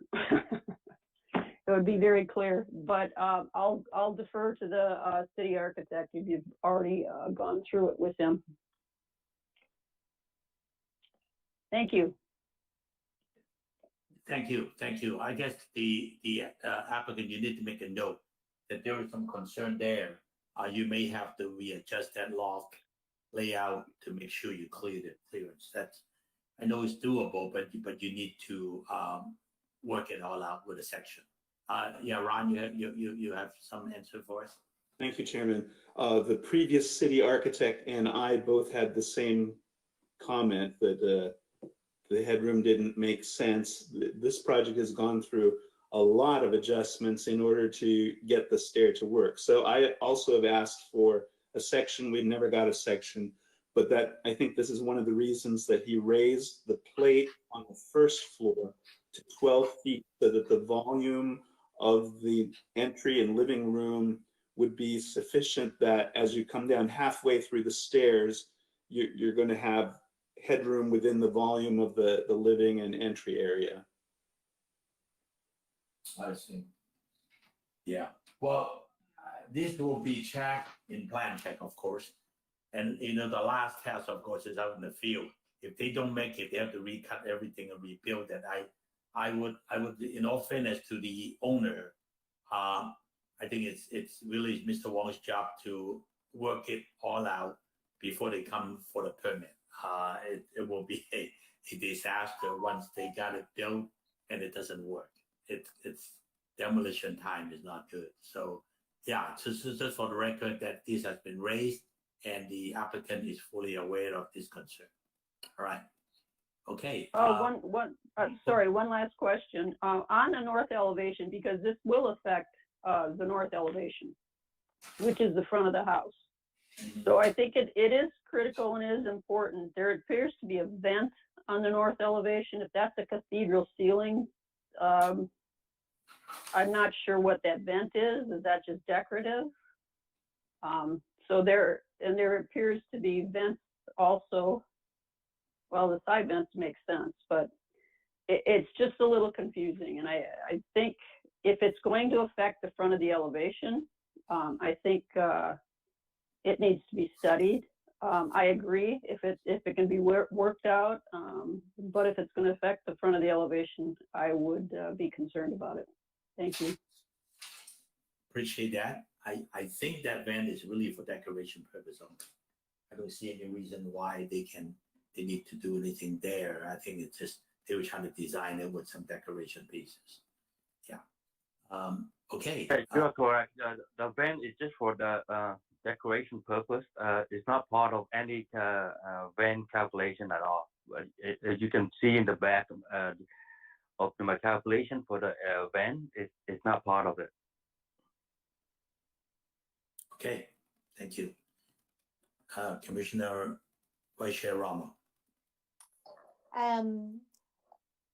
I appreciate that the house is not very boxy. I think that's one of our first submittal that we looked at this morning, this evening on Pearl was extremely boxy. This has more articulation, so I definitely appreciate that.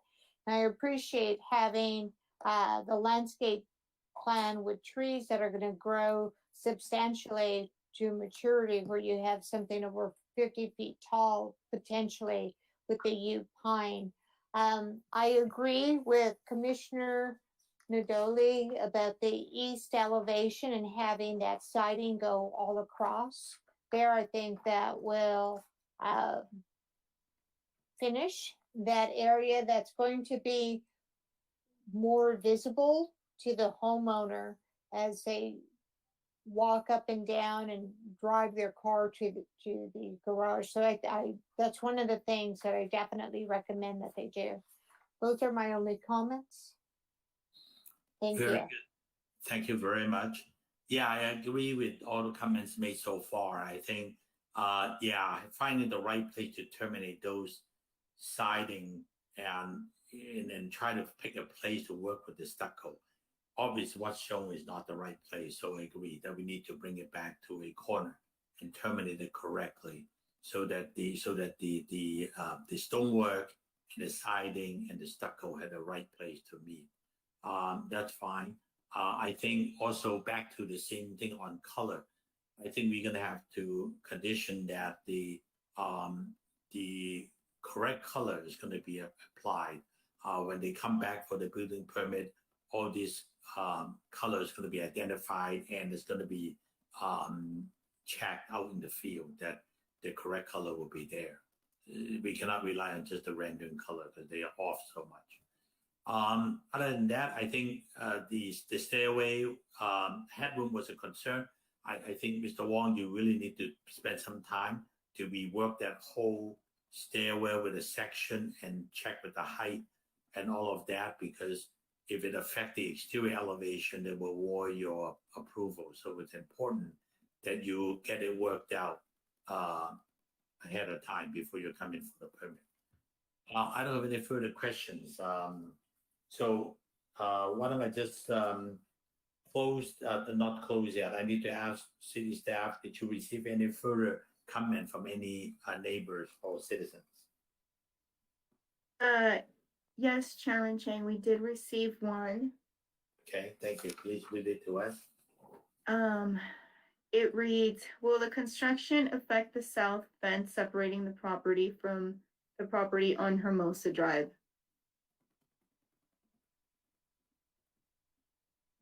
Sorry, will the construction affect, can you read it again? I want the applicant to answer that. Yes. So this is from Derek Lee. Will the construction affect the south fence separating the property from the property on Hermosa Drive? Okay, Mr. Wong, can you answer that? No, I don't think so. But before we, the only effect is the property line wall.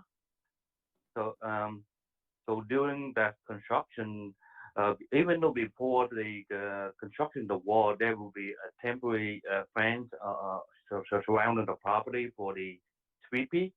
So when they remove, they put it back. Probably a couple of days, the block wall will coming up, and that I don't see any impact on the south side. Okay, Ron, you have some added information for us? On the landscape plan, it says that rear wall is to protect in place. So it sounds like it exists. You are correct, Ron. My bad. I look at that my plan. Okay, yeah, then we have a concrete block wall in the back. And you're going to keep that wall is going to remain, and you're going to protect it. So in answering that question, is that that wall is to remain and it will not be affected, right? Yes, confirm.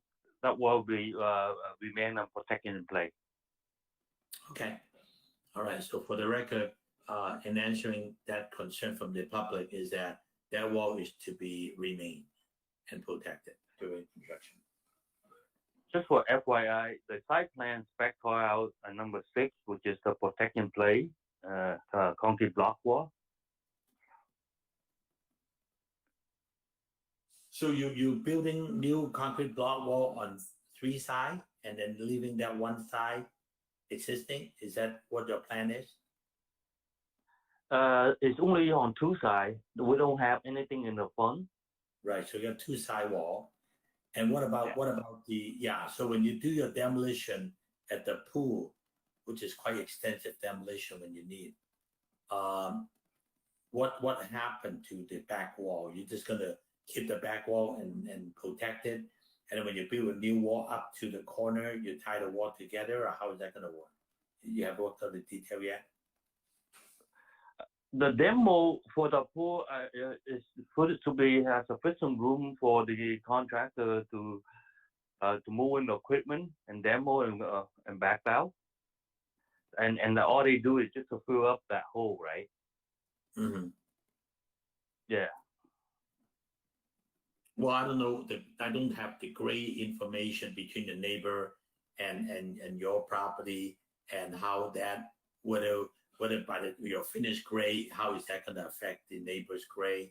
I guess in answer to that question is that evidently they want to make sure that that's protected per your plan, and so it does not affect their finished grade on the other side. I guess that's probably why the question was asked. Yes, there's the wall to protect in place. So pretty much is I don't think any effect on the south side property. By building code, even when I do the grading, we cannot fill up that wall so much higher anyway, right? Because the city would not allow us to fill the whole entire property in the field, even though we have enough dirt. But just by code, we cannot fill the whole entire property more than 1.5 foot. Those things can be addressed during the building plan check stage. All right, thank you. I thank you for the question to the public for sending that question. I guess the engineer record had answered your question. I hope the wall is to be remain, and that's it. So, any further comment, Erica? No, Chair, no more public comment for this item. Okay, so it's 8:34, and there will be the public comment on this item is now closed. City staff, any question or any comments? Staff has no comment at this time. Thank you. All right, applicant, do you have anything further that you want to talk to the commission before I close the public meeting? Nothing for now. Okay, thank you, Mr. Wong. All right, I'll close the public meeting and then a portion, and then we'll go on to our own discussion. I'm sorry, somebody wanted to say something? All right, hearing none. So we'll close the public portion of the meeting, and then we'll go on to our own deliberation and discussion. So, Commissioner Tu, your feeling on the project? I think from what we had discussed, the color of the stucco and the siding needs to be assured that it would be implemented correctly, because we don't have the true representation of those colors through the rendering submitted. The second thing is actually how the siding would be terminated. The current termination point is not the best location, so that should be suggest by Commissioner Nadoni. We probably wanted to the applicant to revise the siding to extend all the way to the end of the east elevation. So that would be some revision I would recommend to have. Thank you. Just, I think we agree with your comment, but would you feel comfortable enough to allow city staff and the city architect to see to those two things got done, the color and the detail? I think so. Okay, very good. Thank you. Thank you. Yeah, that's good. Okay, Commissioner Salo, any further comment? How you're feeling on the No project? further. I think the issues discussed can be addressed in conditions of approval with city staff. Thank you. Perfect, thank you. Commissioner Nadoni, any further questions over and about what we have discussed? No further questions, no comments, thanks. Thank you very much. Vice Chair Ramo? No further comment. Thank you. All right, I basically agree with what the comment that Commissioner To had mentioned. We need to make sure the color and the termination detail of the siding and with the trim piece and pick it in the right place. And I think city staff and the city architect is well qualified to work with them to carry out this concern of the commission. So with that said, I'd like to entertain a motion for approval with conditions from any of the commissioners.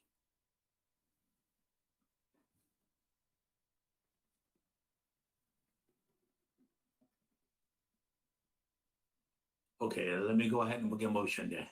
Let me make a motion to approve. Let me get the correct number.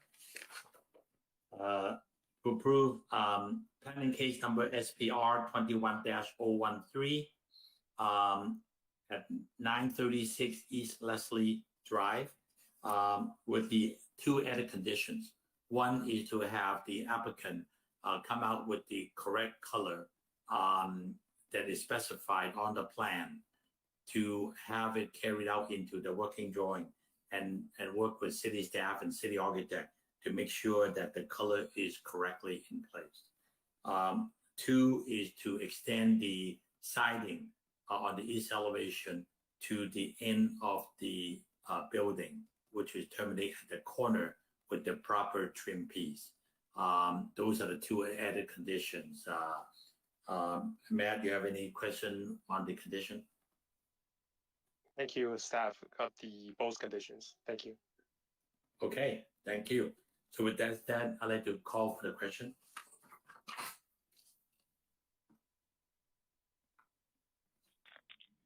Chairman Chang, this is Samantha. Was there a second on this motion? Oh, I'm sorry. I was just going to ask. Okay, I make a motion and I need a second. This is Commissioner Tu, I second. Thank you for saving me. Okay, so there's a motion and there's a second. Staff, please call for the question. Roll call vote. Commissioner Tu, Yes. Commissioner Salo, Yes. Commissioner Nadoni, Yes. Vice Chair Romo, Yes. Chairman Chang. Yes. Motion passed. Vote is 5-0. Thank you very much. Appreciate that.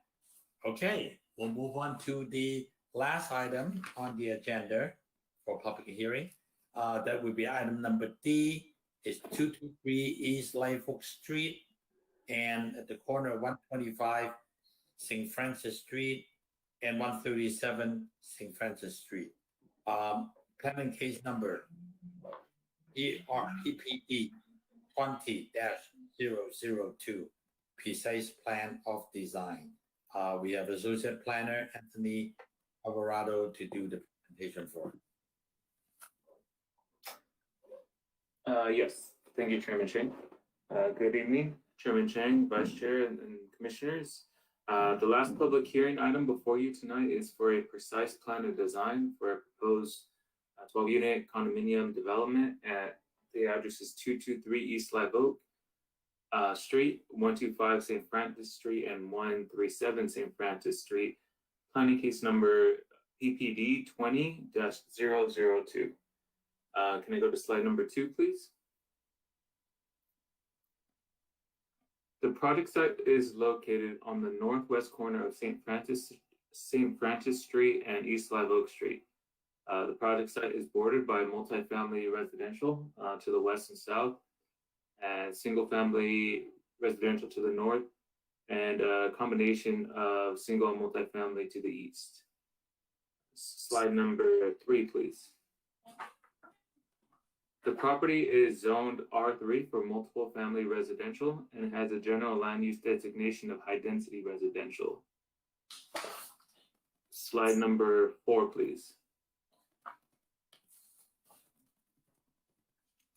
The proposed project has the density for the proposed project site allows for a maximum of 14 units. However, the applicant has actually brought that down to 12 in order to better fit the site. The unit sizes range from 1,556 square feet to 2,186 square feet. All the units having a 2-car garage on the ground level. The required 4 parking spaces will be located towards the rear of the property, with 1 serving as an ADA accessible space. Slide number 5, please. The project complies with the R3 development standards for density, lot coverage, building height, setbacks, open space, and parking. Also to the right is a 3D render or just a rendering of the project site as it sits on the corner of St. Francis and Live Oak. Slide number 6 will provide a more realistic view of that as the project is situated within the existing neighborhood. These images can also be found on sheet 4.1 in the plan set that was provided to the commission tonight. Slide number 7, please. The general plan land use designation is high density residential. The land use designation allows for multiple family residential development in areas zoned for R3. Additionally, the proposed development meets the following goals of the general plan, which is housing goal 2.1 and housing goal 2.2. Slide number 8, please.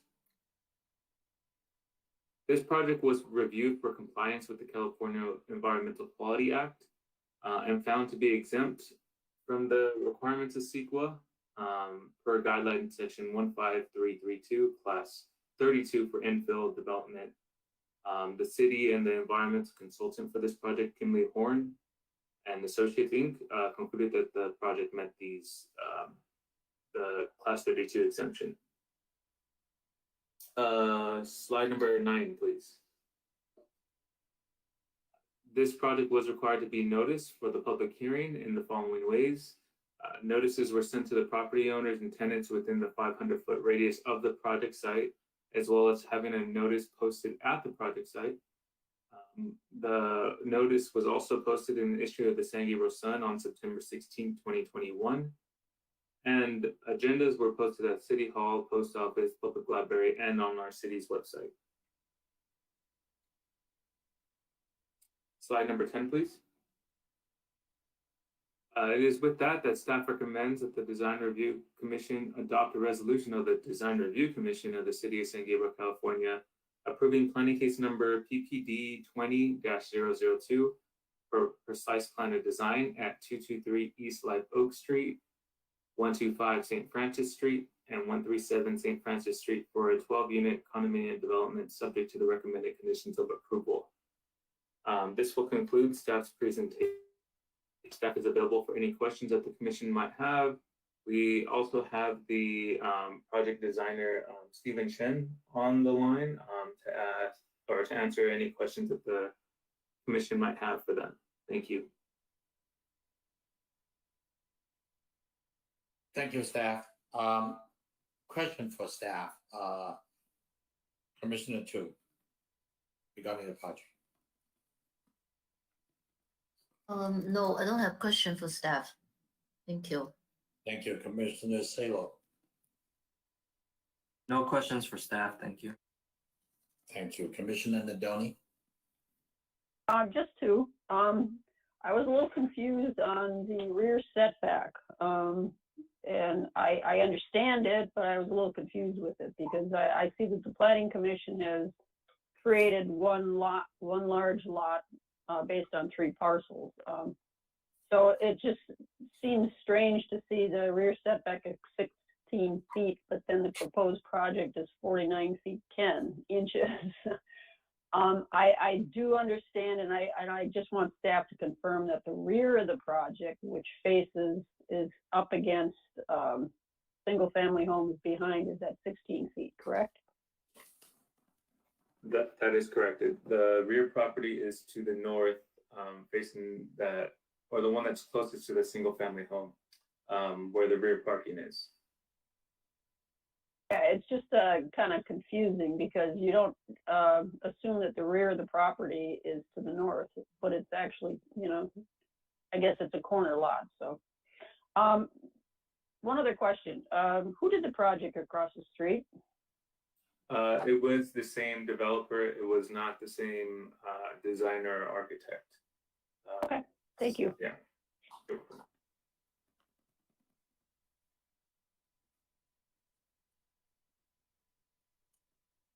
Okay, Vice Chair Romo, any question? I do have a question for staff. Is this project required to put in trees in the parkway? Yes, thank you, Vice Chair Romo. I have a condition of approval for that, I believe. Let me pull that up later.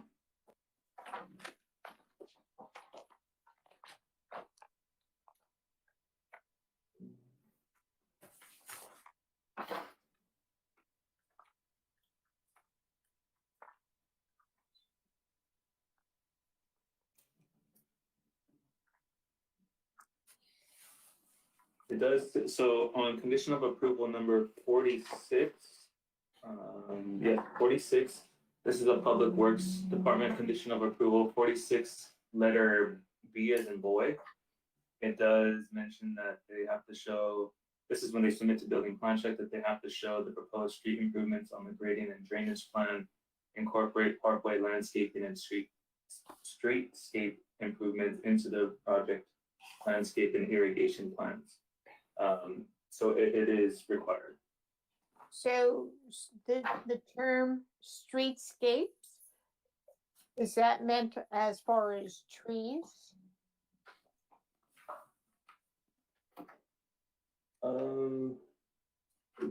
I think because they do mention incorporate parkway landscaping and streetscape. So I think the parkway landscaping is mentioning, or that's what is referring to the trees. As per the street tree master plan, correct? Yes, that would be correct. Yeah.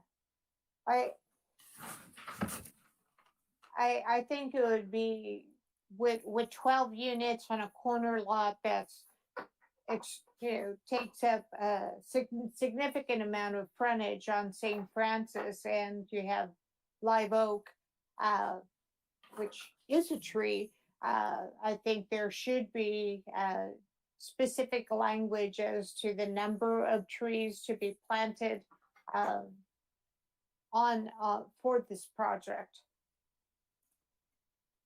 Thank you for answering my question. And I think that that's going to be one of my recommendations on this project, especially on a street like Live Oak. With a name like Live Oak, I mean, you can't have a street sycamore and not have any sycamore trees. So, right, yeah. Okay, thank you. Mm-hmm. Thank you very much. I just have a quick question. Has the city established an official address for this property after all the lot combination? What street address will be on? That is something that I think is normally done with Public Works during the building plan check phase. Yeah, the applicant would have to apply for their address, submit the application with Public Works, and they would, with their system, they would assign it a street address. So at this time, I'm not exactly sure on that. So there's three subdivided lots are now being lot tied together as one lot. The three, correct. This was approved by the Planning Commission already. So it's one lot, and we just have not gotten the address assigned. Okay, that's all I have. All right. Okay, thank you. I'd like to invite the applicant to address the commission. Please give us your name. I see the applicant's name is Stephen Chan, where the architect's name is different. Is Mr. Chan representing the architect? You are the applicant, you're the owner, or can you tell us who you are and what you your address, please? Sure. This is Stephen Chen. I'm the applicant and also representing the architect of the record, Johnny Liu, with the Tech Design Works, and also representing the owner of the project. Unfortunately, he couldn't make it today. He was out of state, so I'm representing him today to present this project before the commissioners. So good evening, chairs and vice chair and commissioners. I'm here to answer the question or any concern you may have. And for this project, as the planner Anthony was mentioned, it was entitled for 14 units. However, my client considered a neighbor condition and also try to make this project not as massive as the other apartment house next door. We try to divide it into a smaller cluster of the project. And now we having the 4 units as a one building into 3 buildings with the separation with the driveway. To answer previous question about the rear setback facing to the north side of the R1 residence, that's one of the concerns that the neighbor had before. They wouldn't like to see a 2-3 story high building too close to their property. So we have been redesigned our site plan from the bar scheme to this individual building to create more setback to the north side R1 residents to preserve their privacy and always the noise issue. So that's one of the address to that. And the other thing for the landscaping, this project has many existing trees.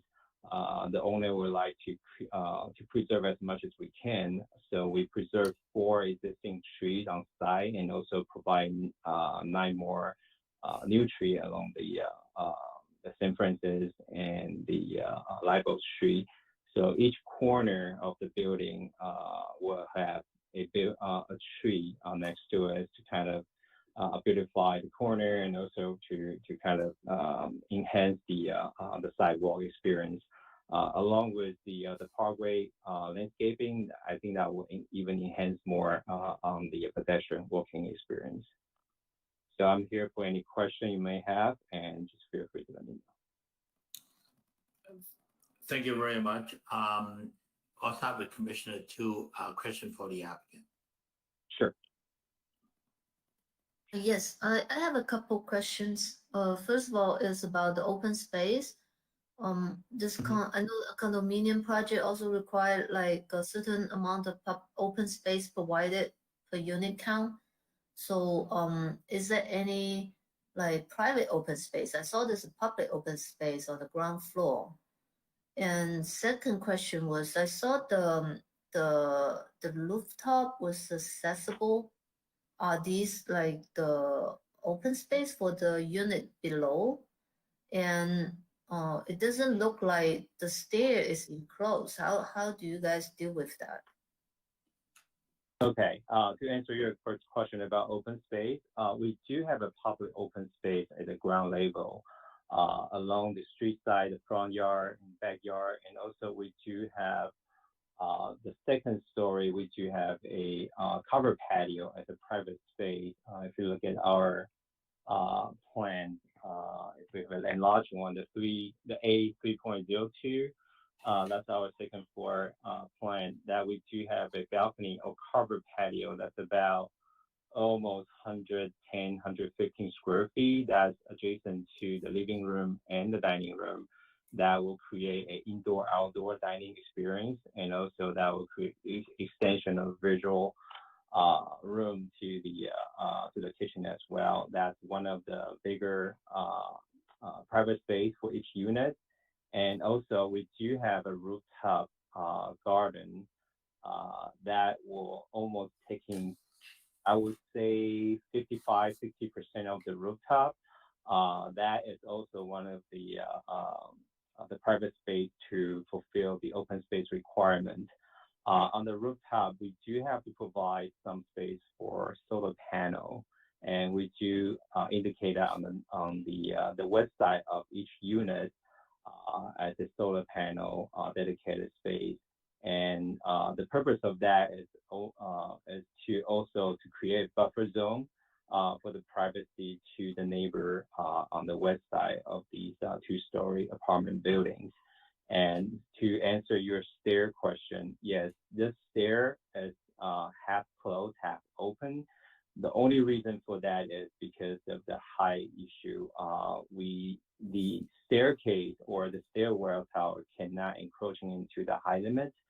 To make it work, we are taking the half fly enclosed and another half fly of the stairs open.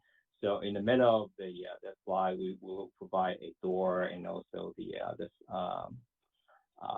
seal over there to prevent the waterproofing issue and whatnot. So that's how you see that. Unfortunately, I didn't have the section to cut through on that area, but hopefully the explanation will clarify your concerns. Okay, thank you. I do have an additional question about the material. There's a beige color material on your rendering, and also are these the same type of materials throughout the building? Because on the ground floor I see this like some pattern on it and division line. Right. What is that? Let me explain this to you a little bit. I think it's not very clear on our drawing. I'm glad you asked. It's, for the previous project, when they're describing, I kind of look at my plan. I see what I missed. So in this project, generally it will be stucco finish throughout, and we do use the hardy board, the same thing, the cement hardy board as a siding for some area. And on the first floor, we do have some siding looking score. These are not siding. These are also the stucco finish with 1.5 inch aluminum reveal to create the score line. And the reason we're doing that is to try to break down the scale of the first floor, so it's not like 9-foot high wall with a plain wall. We was kind of using that score line to kind of carry on to the top on the third level or second level with the hardy board panel images. So that's one of the items. It may not be too clear on the drawing that we're presenting. Okay, I see. Just a note that the PDF I received, the text wasn't properly. There's like a lot of text is not really legible. So I think that's the main problem for understanding those drawings. Oh, do you remember which particular pages or sheet? It's throughout the package. Oh, okay. I think I had that problem before. I believe that's the conversion between the PDF file. Depends on which version that PDF software that either you or the one I created. Sometimes I have that particular font that doesn't get translated to the other version or something. I apologize that. I think it's the font issue. Okay, all right, thank you. Yeah. All right, thank you. Commissioner Salo, please. No additional questions, pretty much similar to what Commissioner Tu has already covered. Commissioner Nadoni? Yes, just a couple of questions. I was looking on A 4.0 and I didn't see the material for the hardy, the siding. Where are you using that again? The hardy board? The hardy board will be on the second and third floor. Majority on the third floor. When you see those 8 inches or 7.5 inch score line with the beige color, it's called 10B. So the 10 will be, if you look at the material keynotes, the 10 will be the hardy panel siding, and the B will be the color.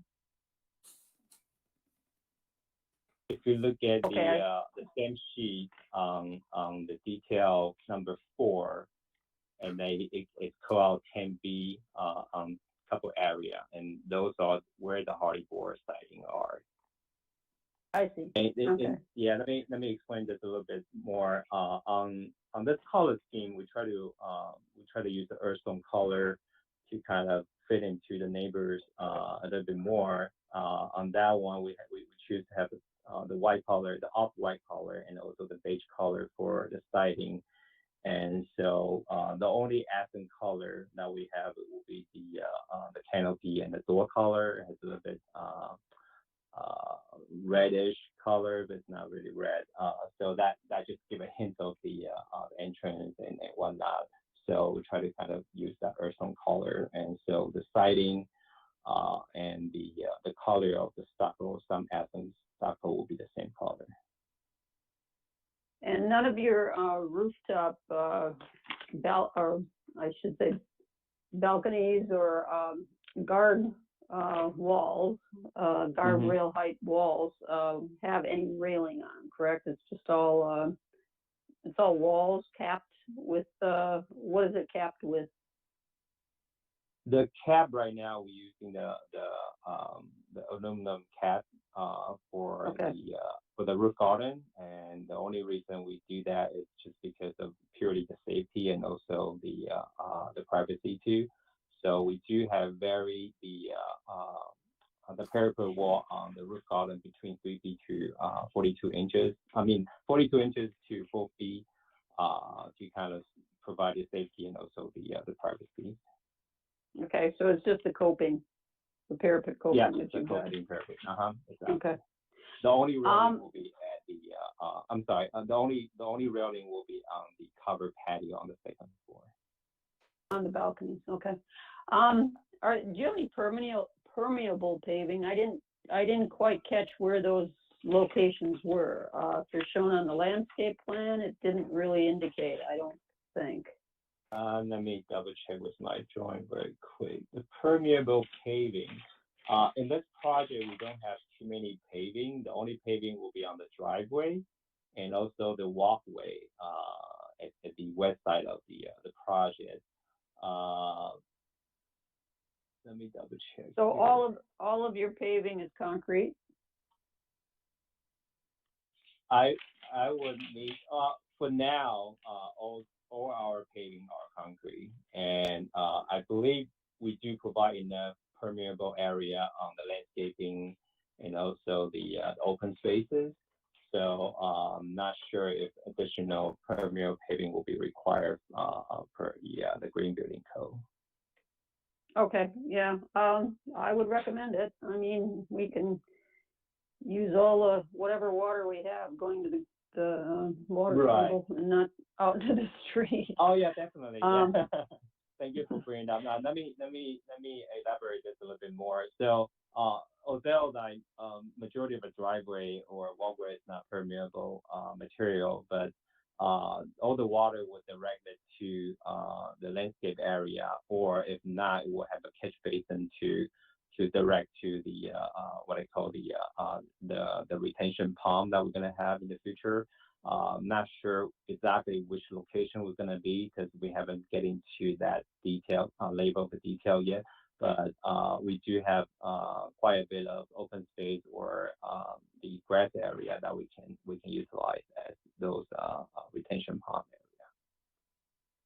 So what do you think, is it underground retention that you're looking at? No, or above ground? we will have an underground water line that will direct to per se one of the grass area. And the grass area there that will have a retention pond function that will have a different sand or pebble or whatnot material there to retain the water when the raining event happens. And the only chance these water will be overflow to the street was when the retention pond is overflow. So that's one of the requirements that the California Green Code requires to contain 100% of the stormwater on site as much as possible. Okay, well, it would be nice to be able to see it as part of the landscape plan, but I trust that the city will review that and make sure that works. One other last comment. I think the project is well planned. I hope that the materials and everything is going to be in sync and look as good as what's across the street.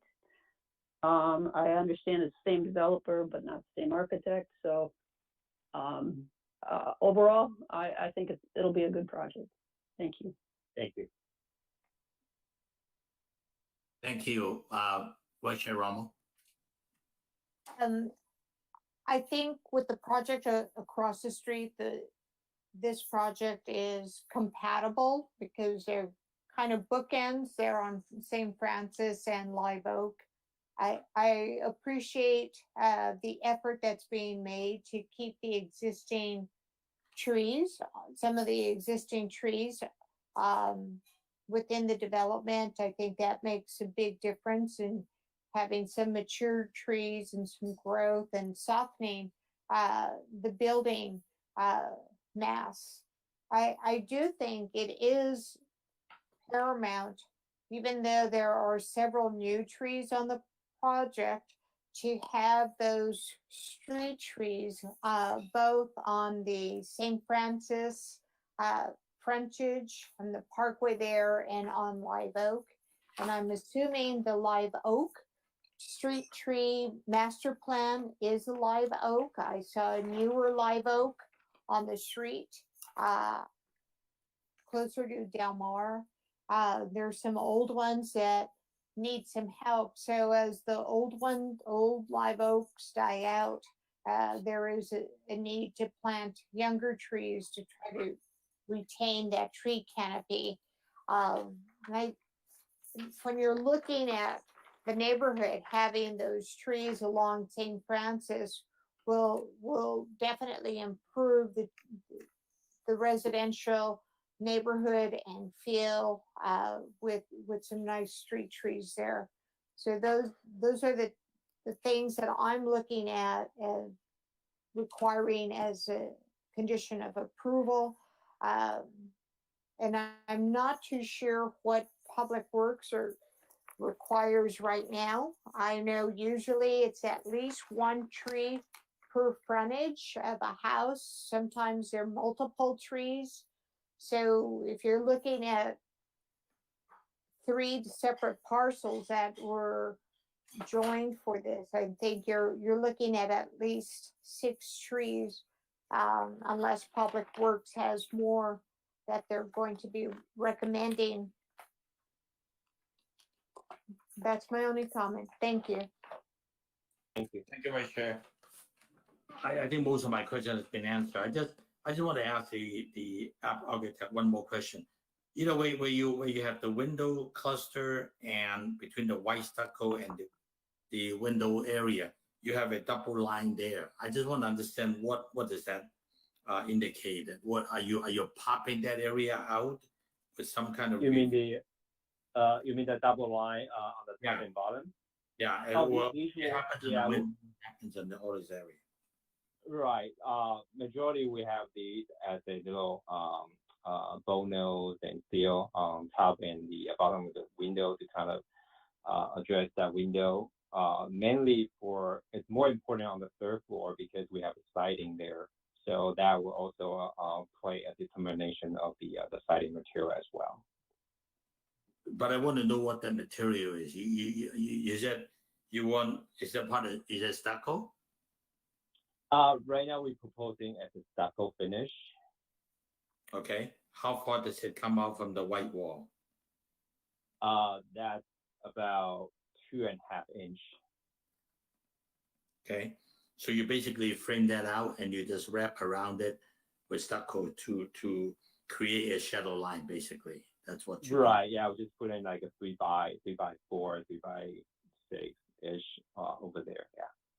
So same detail happened down below on the first floor, above the window at the window head is. You have a double line there. Is that what this thing? And then yes, yeah. How many inches on those? Are the same thing? Or you mean the depth or the top down? The depth of the double line, yeah.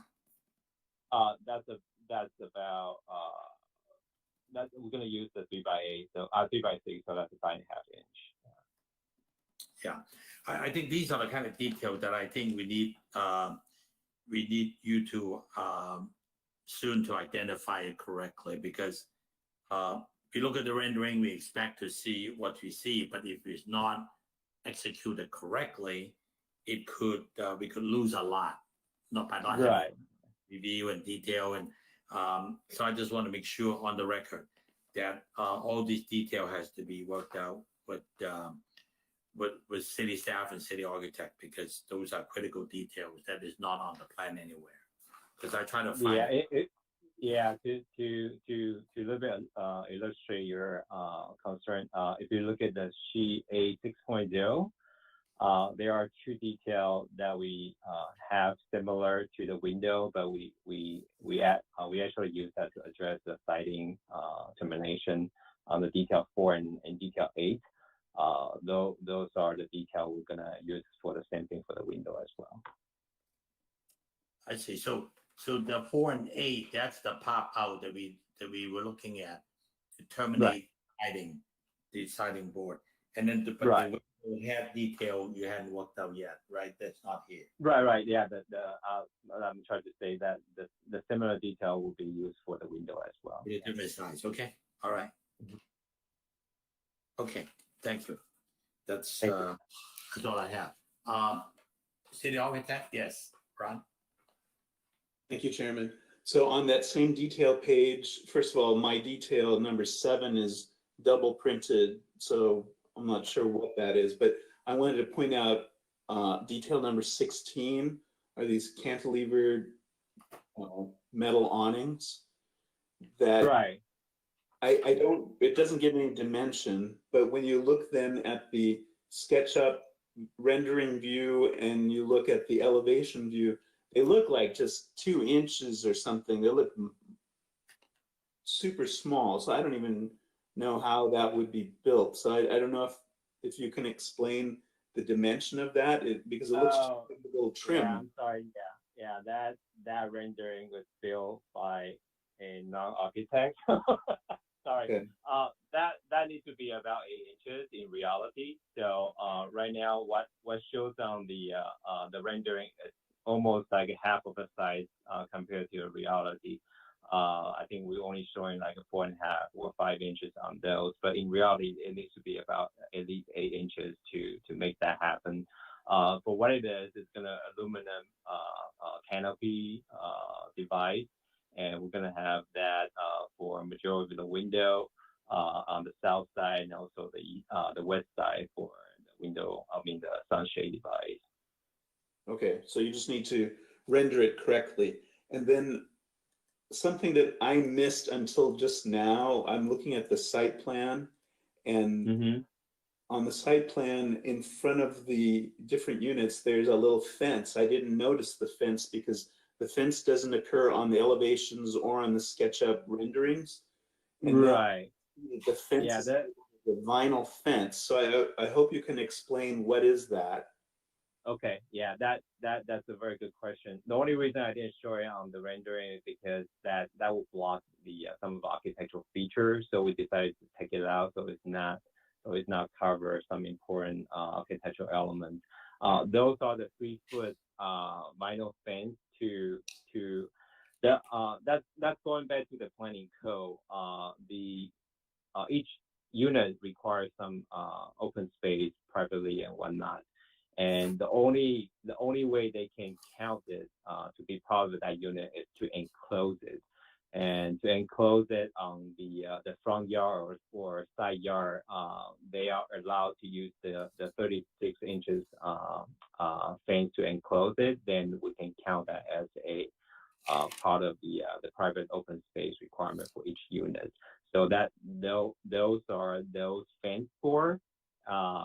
So visually, you will see those picket fence, vinyl, wide fence at the front and the side of each unit. So that was the next question. Is it a vinyl picket fence? Because a picket fence doesn't seem like it's the same architectural character as the sort of streamlined, modern kind of architecture. Okay.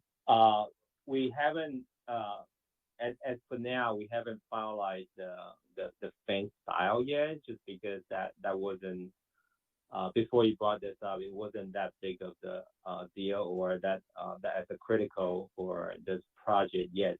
But it's a very good point that we need to pick something that will complement to this the project. Maybe that's something I can work with you on the style to make sure those fans are properly designed to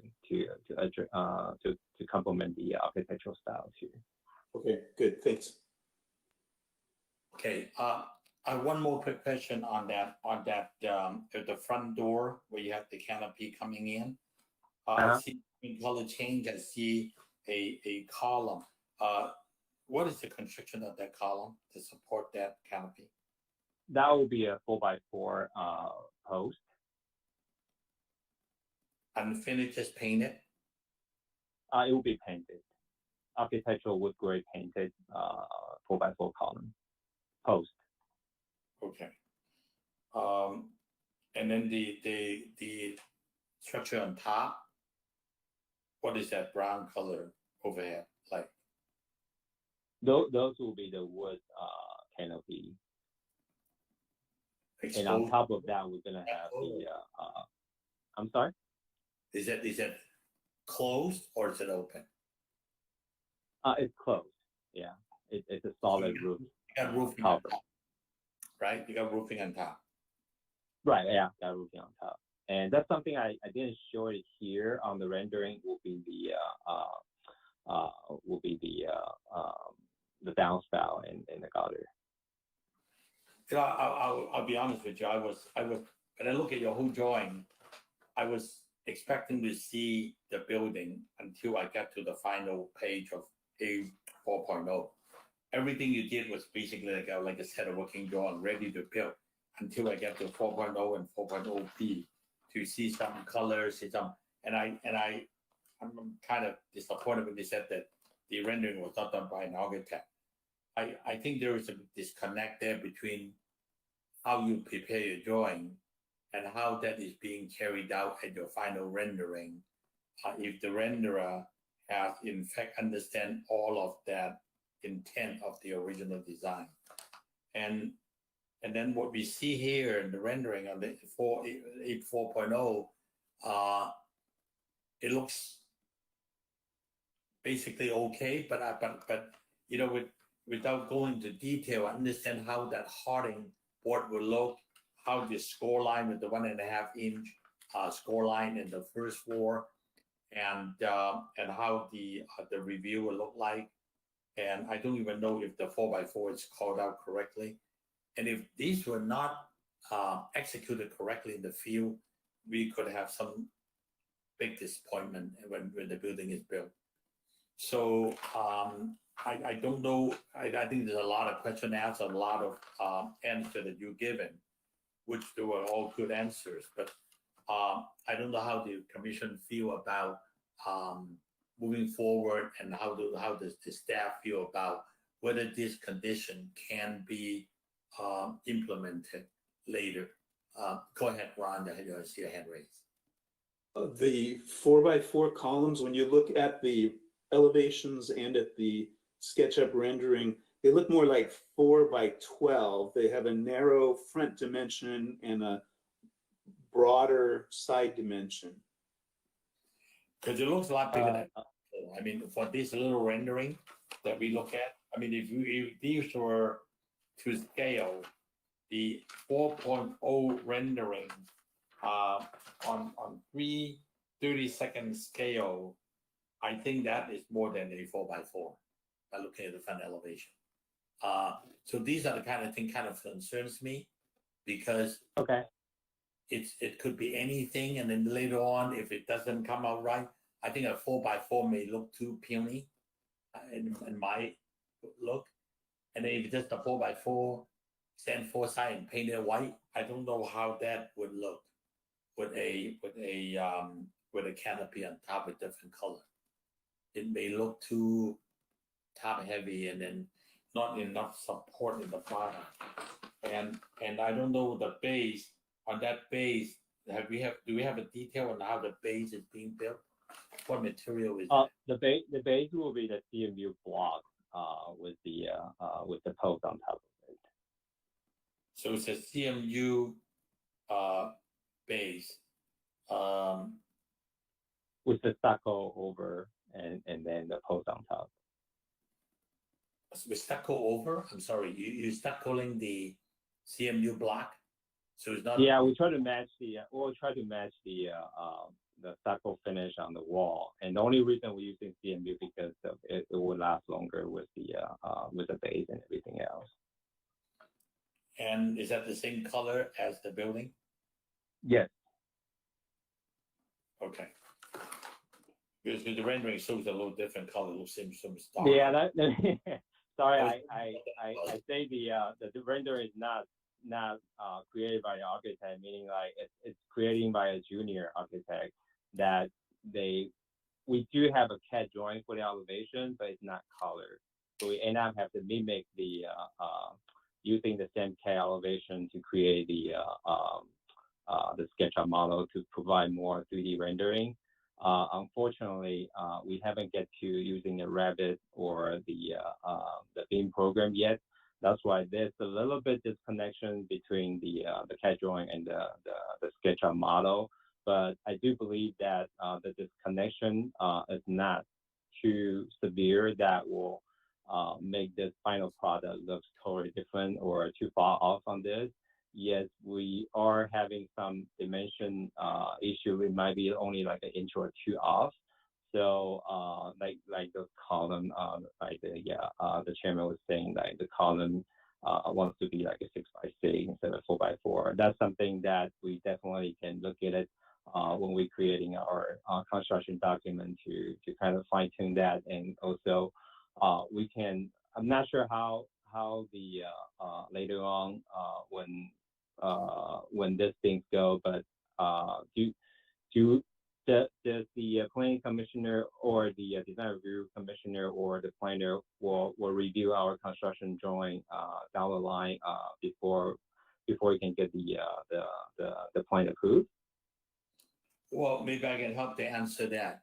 Once we approve this drawing become a legal document that the city holds at the planning department. You go ahead with your construction documentation and try to work out all the structural details and everything else. When the building is built or framed out, planning department will go out and look at your building to the height, proportion, and all of that. If you deviate too much from the drawing, it could be a big problem, because that's when the planning department will come back to the planning, to our the commission and say, well, they did not follow the plan. Exactly. We had that happen before, years ago, and we don't tell you then.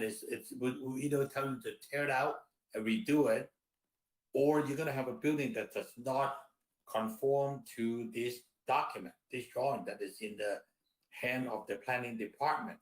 The planner will go out there and check the building to at least to a very close conformity to the plan. If it's way too off, then they may not approve that. Then that's when you have a big problem. So I want to make sure that whenever I ask the city staff, is there something they feel comfortable to work with the applicant without coming back here one more round, is because I want to make sure that we're not going to have that problem later.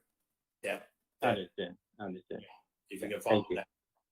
So yeah, there is enough issue brought up tonight that I want to listen to the rest of the commissioners and whether they want to see this come back after you get a chance to correct everything, or they feel comfortable to let city staff and city architect to work with you to work out all the details. So we'll discuss that at our deliberation. But I thank you for answering. Thank you so much. Yeah, appreciate that. Okay. Any staff? Any question from or any comment from the general public? Yes, Chairman Chang, we did receive a public comment for this item. Okay, please read it to us. Thank you. The first one is from Sil Arenas, and it reads, "This area is really congested. The speed limit is 25. No one pays attention to this. Please consider a four-way stop at St. Francis and Live Oak. Please put up speed limit signs, many walkers, pedestrians, bicyclists, and please consider more police patrol for our SG residents. Thank you for trying to keep San Gabriel safe and to keep its beauty." The next one is from Mariana Zamboni, and it reads, "I'm a resident in St. Francis near Live Oak. There's a proposal to build another condominium in an area that already feels overpopulated with minimal parking on the street. I'm also concerned over the fact that cars drive too fast down Live Oak, no stop sign, and adding more residents' cars, that intersection will need some safety attention. Best, Mariana Zamboni." Okay. Anyone else? Yes, Chairman Chang, we actually got a, Erica, sorry, I'm not sure if you were done. Yes, that is all the public comment we received here. Okay, thank you. And Chairman Chang, we also are, as a project planner, I also received a call from a neighbor. Her name is Lynn at 128 St. Francis Street. She called right before the meeting and didn't have a chance to send an email, so I asked if I could provide her public comment. Her public comment was in regards to, she also had concerns regarding the parking and making sure, or she wanted to make sure that the project had the adequate number of parking spaces for the project site because it's also a congested area. And she also had concern about the balcony and the possibility about residents looking into her property or through her windows. Yeah, and that was her public comment. Thank you. Okay. Thank you very much. So we have a total of 3 comments, 2 mainly pertaining to the overcrowded speed on the public street. The last phone call pertains more to the project as far as like balcony, privacy issue, and parking issue. And we want to thank the neighbors for either emailing in or calling in for the concerns. Okay. With that said, we will file all these comments.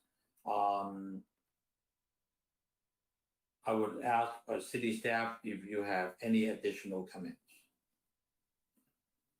Yes, thank you, Chairman Chang. So just addressing some of those items that came up in the public comment.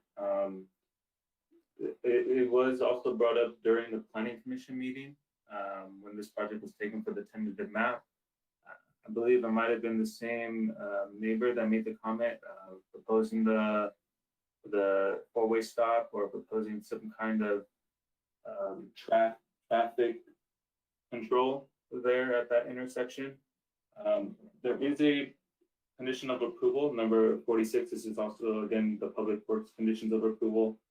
Number 46, letter G, which requires them to prepare a traffic signing and striping plan, provide any new and replacement traffic control devices, signs, pavement markings, and crosswalks in the area of the project as required by the city engineer. They also are requiring a lighting plan,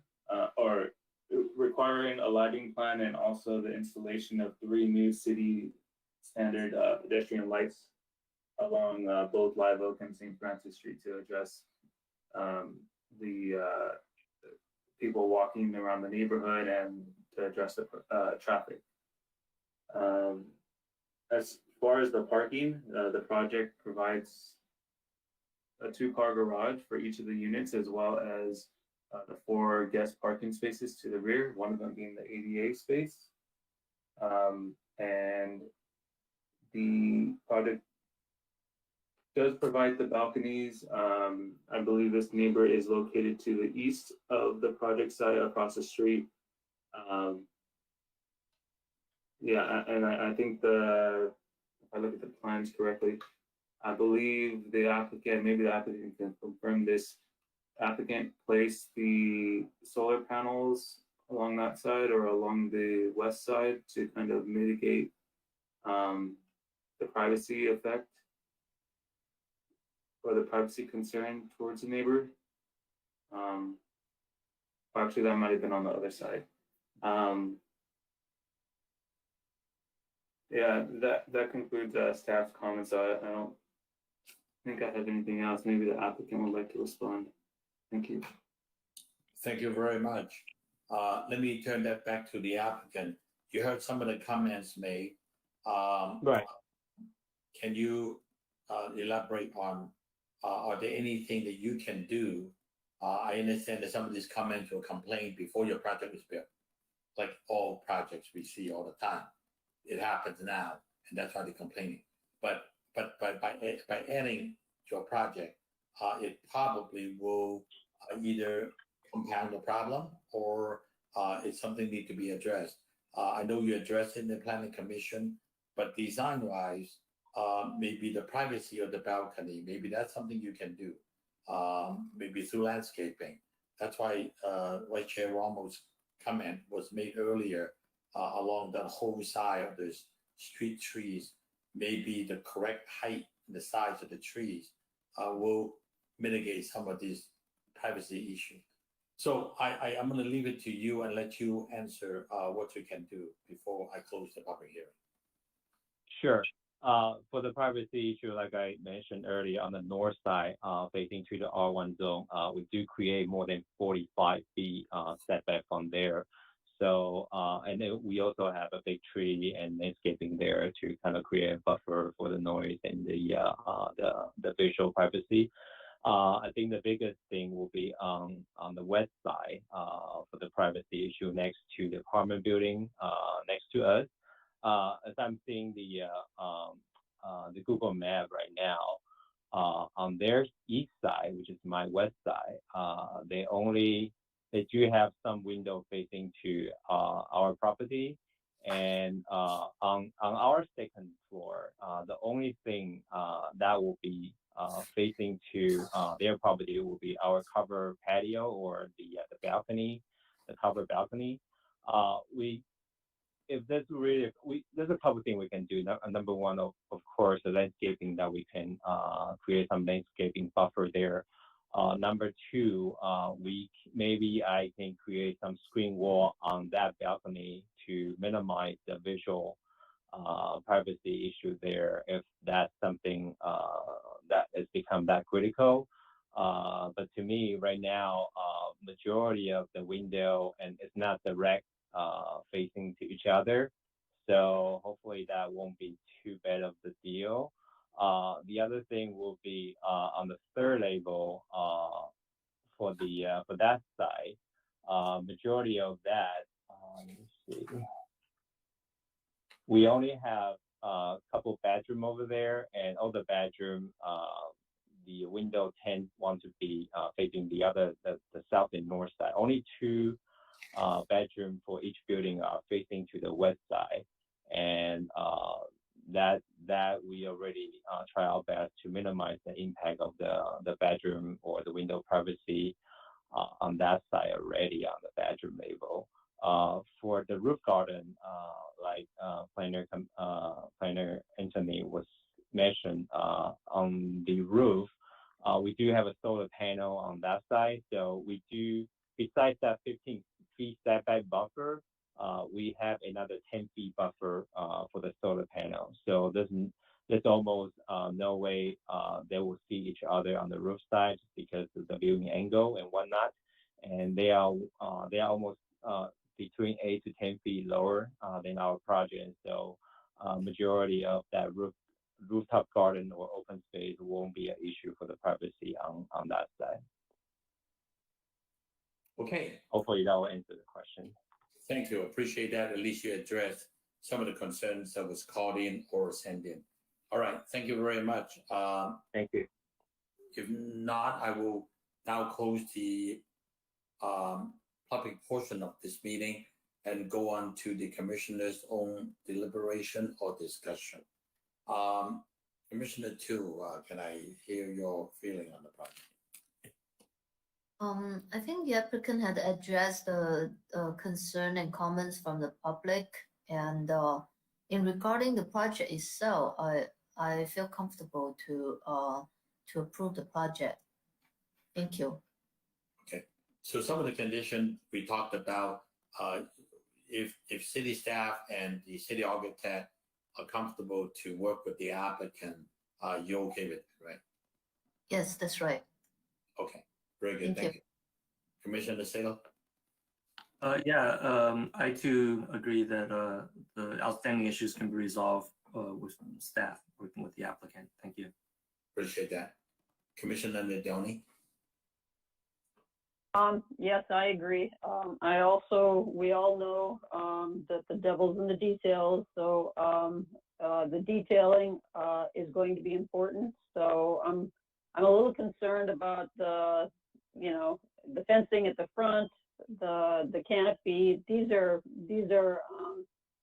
the entries to the building. This is what the public sees. So they have to be detailed very well. But at the same token, I think that the city architect and staff can work with the applicant to get that done. Thank you. Yeah, thank you very much for identifying those. I hope staff is jotting down those additional concerns so that when we approve the project with conditions, those conditions will be looked at carefully between city staff and city architect. Okay, thank you. Vice Chair Romo? Just want to once again stress the importance of street trees and make sure that those are part of this project.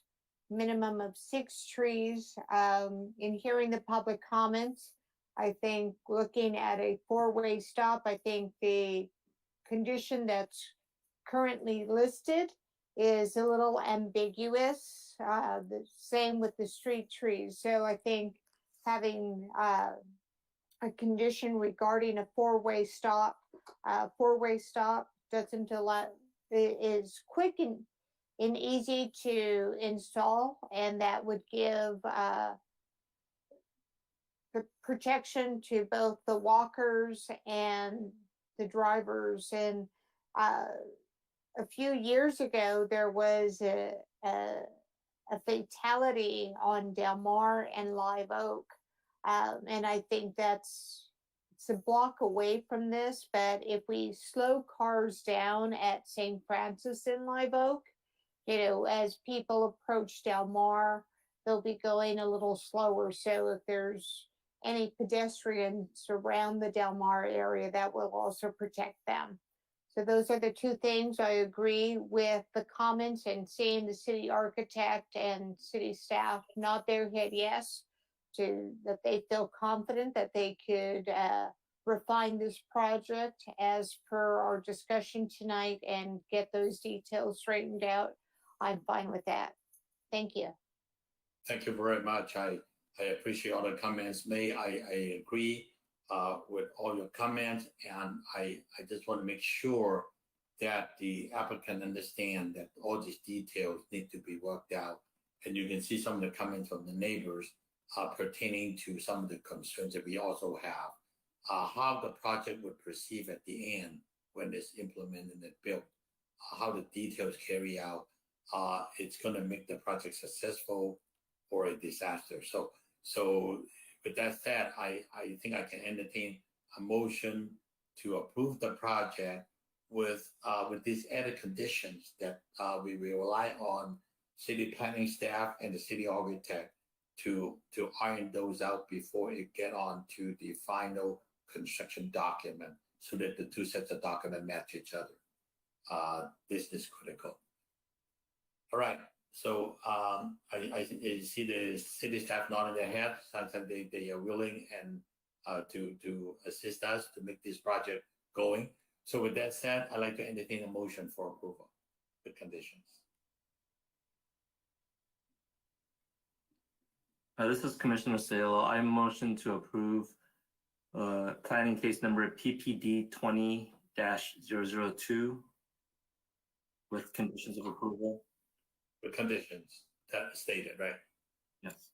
Yeah, thank you. Do I hear a second? Yes, this is Vice Chair Romo seconding the motion. Thank you very much. Without further discussion, let's call for the question. Roll call vote, Commissioner Tu, Yes. Commissioner Salo,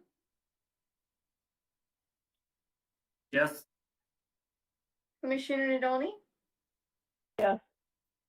Vice Chair Romo, Yes. Chairman Chang. Yes. Motion passed. Vote is 5-0.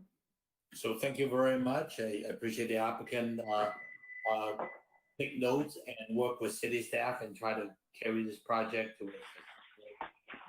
Thank you. Thank you very much. Thank you. Appreciate that. So item number 4 is coming from the commission, from the planning manager. Samantha, you have anything for us?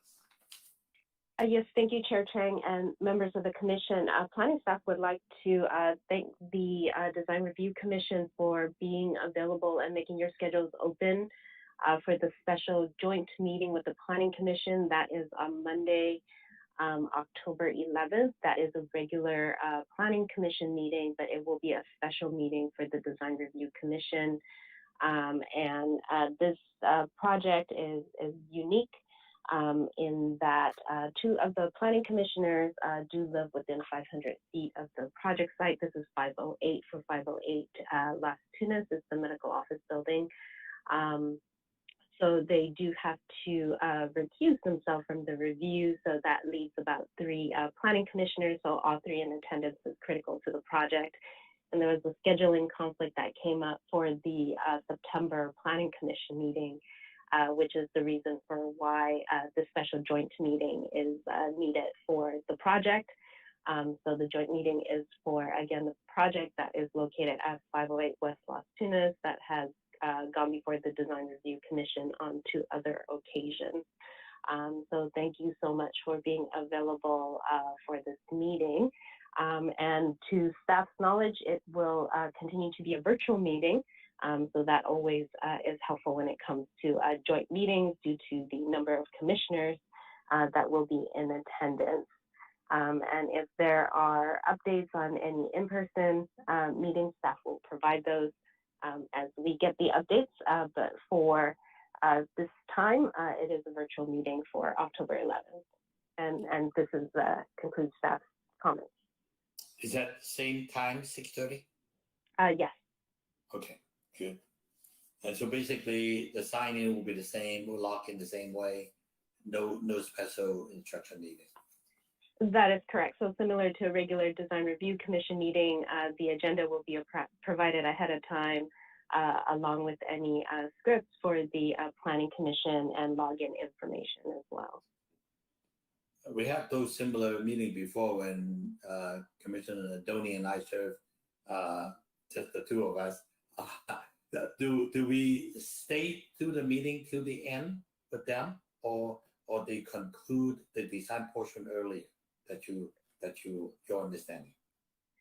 Staff is still working that out, making sure that, working with the city attorney's office, making sure that we're following all protocols. So once we figure that out, again, we will share that with both commissions. Okay, sounds good. Sounds good.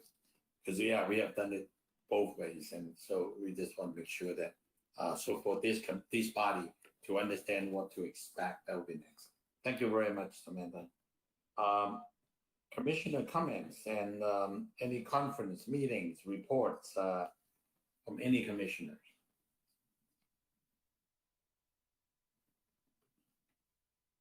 It's approaching 9:45, so I know we all tired. And yes, Commissioner Nadal. Yeah, no conference reports. I just want to make a comment. That I understand that the applicant for 317 Pearl reached out to the council and the city manager. I don't have a problem with that. That is definitely their prerogative. However, I was quite dismayed to understand that they felt that they were being discriminated against. I would appreciate that if that is the case, where there's a complaint about the commissioners on this body, that we find out about it. I think it needs to be addressed. And to be honest, I didn't really join this commission to rubber stamp what the staff or what the city council wants us to approve. I think every one of us here has a certain amount of integrity, and we want to do what's best for the city of San Gabriel. I will, not back down in my reviews. So I just wanted to put that out there. And I don't know if Samantha, if there's anything that you want to add, or I don't know if the other commissioners understand what happened, but I just like to, bring it out in the open. Thank you. Yeah, can we get more information? This is first time hearing about it. No, it was I think it was touched upon and discussed this evening as well. It may have been a matter of communication and really understanding the questions and comments that were asked by the commission to the applicant, and the applicant, the way that staff understands it was maybe hearing the questions differently or understanding the questions differently. So that was the importance of having that sit-down meeting with the applicant and their team to make sure that they understood the comments that were provided from the Planning Commission, from the Design Review Commission.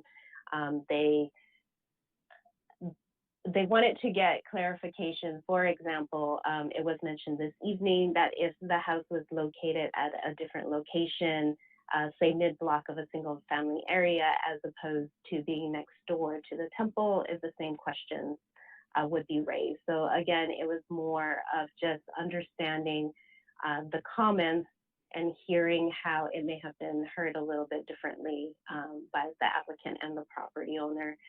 So they had reached out to staff to just get clarification to make sure that they were understanding the comments and the questions correctly on their end. So it was important to have that sit-down meeting, but they had a little bit of a concern that their request was being viewed a little bit differently because it was adjacent to the temple, and that was discussed at length this evening. So this evening's conversation was an extension of the meeting that staff did have with the applicant. So that was essentially the comments that were provided by the applicant. They just wanted to make sure that they were hearing the questions and comments correctly. Was there a formalized complaint, like a document? No. It was more, I guess, verbal clarifications from the staff team. I see. How was the city council involved? As mentioned, it's typical whenever there's any concerns where applicants would reach out to see if maybe they were understanding the process correctly, and to, right, I mean, essentially understanding the history. This planning team is relatively newer, so just making sure that they were understanding the code requirements and also the evaluation criteria for design review projects, to making sure that they were meeting the requirements of the code as well as the typically the details that are presented before the design review commission or the planning commission that is consistent with the general plan land use as well as the zoning requirements for the residential areas. Okay, thank you. Appreciate that comment. And Commissioner Nadoni, you and I served on this for a long time.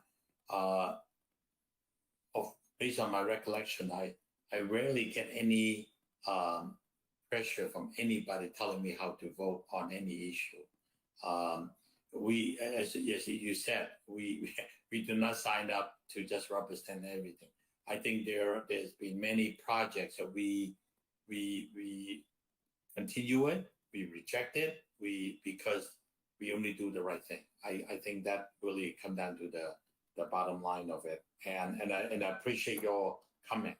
And well, I guess we continue to do what we think is the right thing to do. And you know, there are times we do not get always 5-0 votes. I mean, I've seen many times, even when you and I serve on it, we got 1 for, 1 against. Even that happened. We had that happen but we always reach consensus at the end to do the best for the city. So I appreciate that. And I think staff understand that. So if there is any issue that if the staff feel that this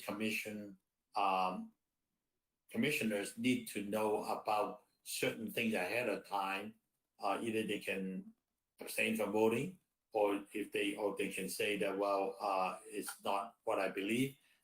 It's okay. It's public. It's recorded, and we can share that, share your feeling. There is no right or wrong, actually. That's why we were all with different backgrounds, different training, and different way to look at a project. And collectively, we do the right thing, I hope. So that's important. And I appreciate that comment. Anything else from any commissioner? Hearing none, then I think it will adjourn the meeting to our next will be the special meeting, won't it? That will be the special meeting. We'll adjourn to the next special meeting of October 11th, 2021, a joint meeting with the Planning Commission. Same time at 6:30. That would be the adjourned meeting. All right. Okay, anything else from anybody? I want to thank you all for joining us. Ron, appreciate all your comments and everything else. And stay healthy. If you qualify, go get your 3rd booster shot. I should get mine this week sometime. I guess I qualify by old age. But other than that, it is important that we get that done if it's at all possible. Okay, so thank you all. Appreciate all your effort and time, and have a great evening, whatever left. Thank you.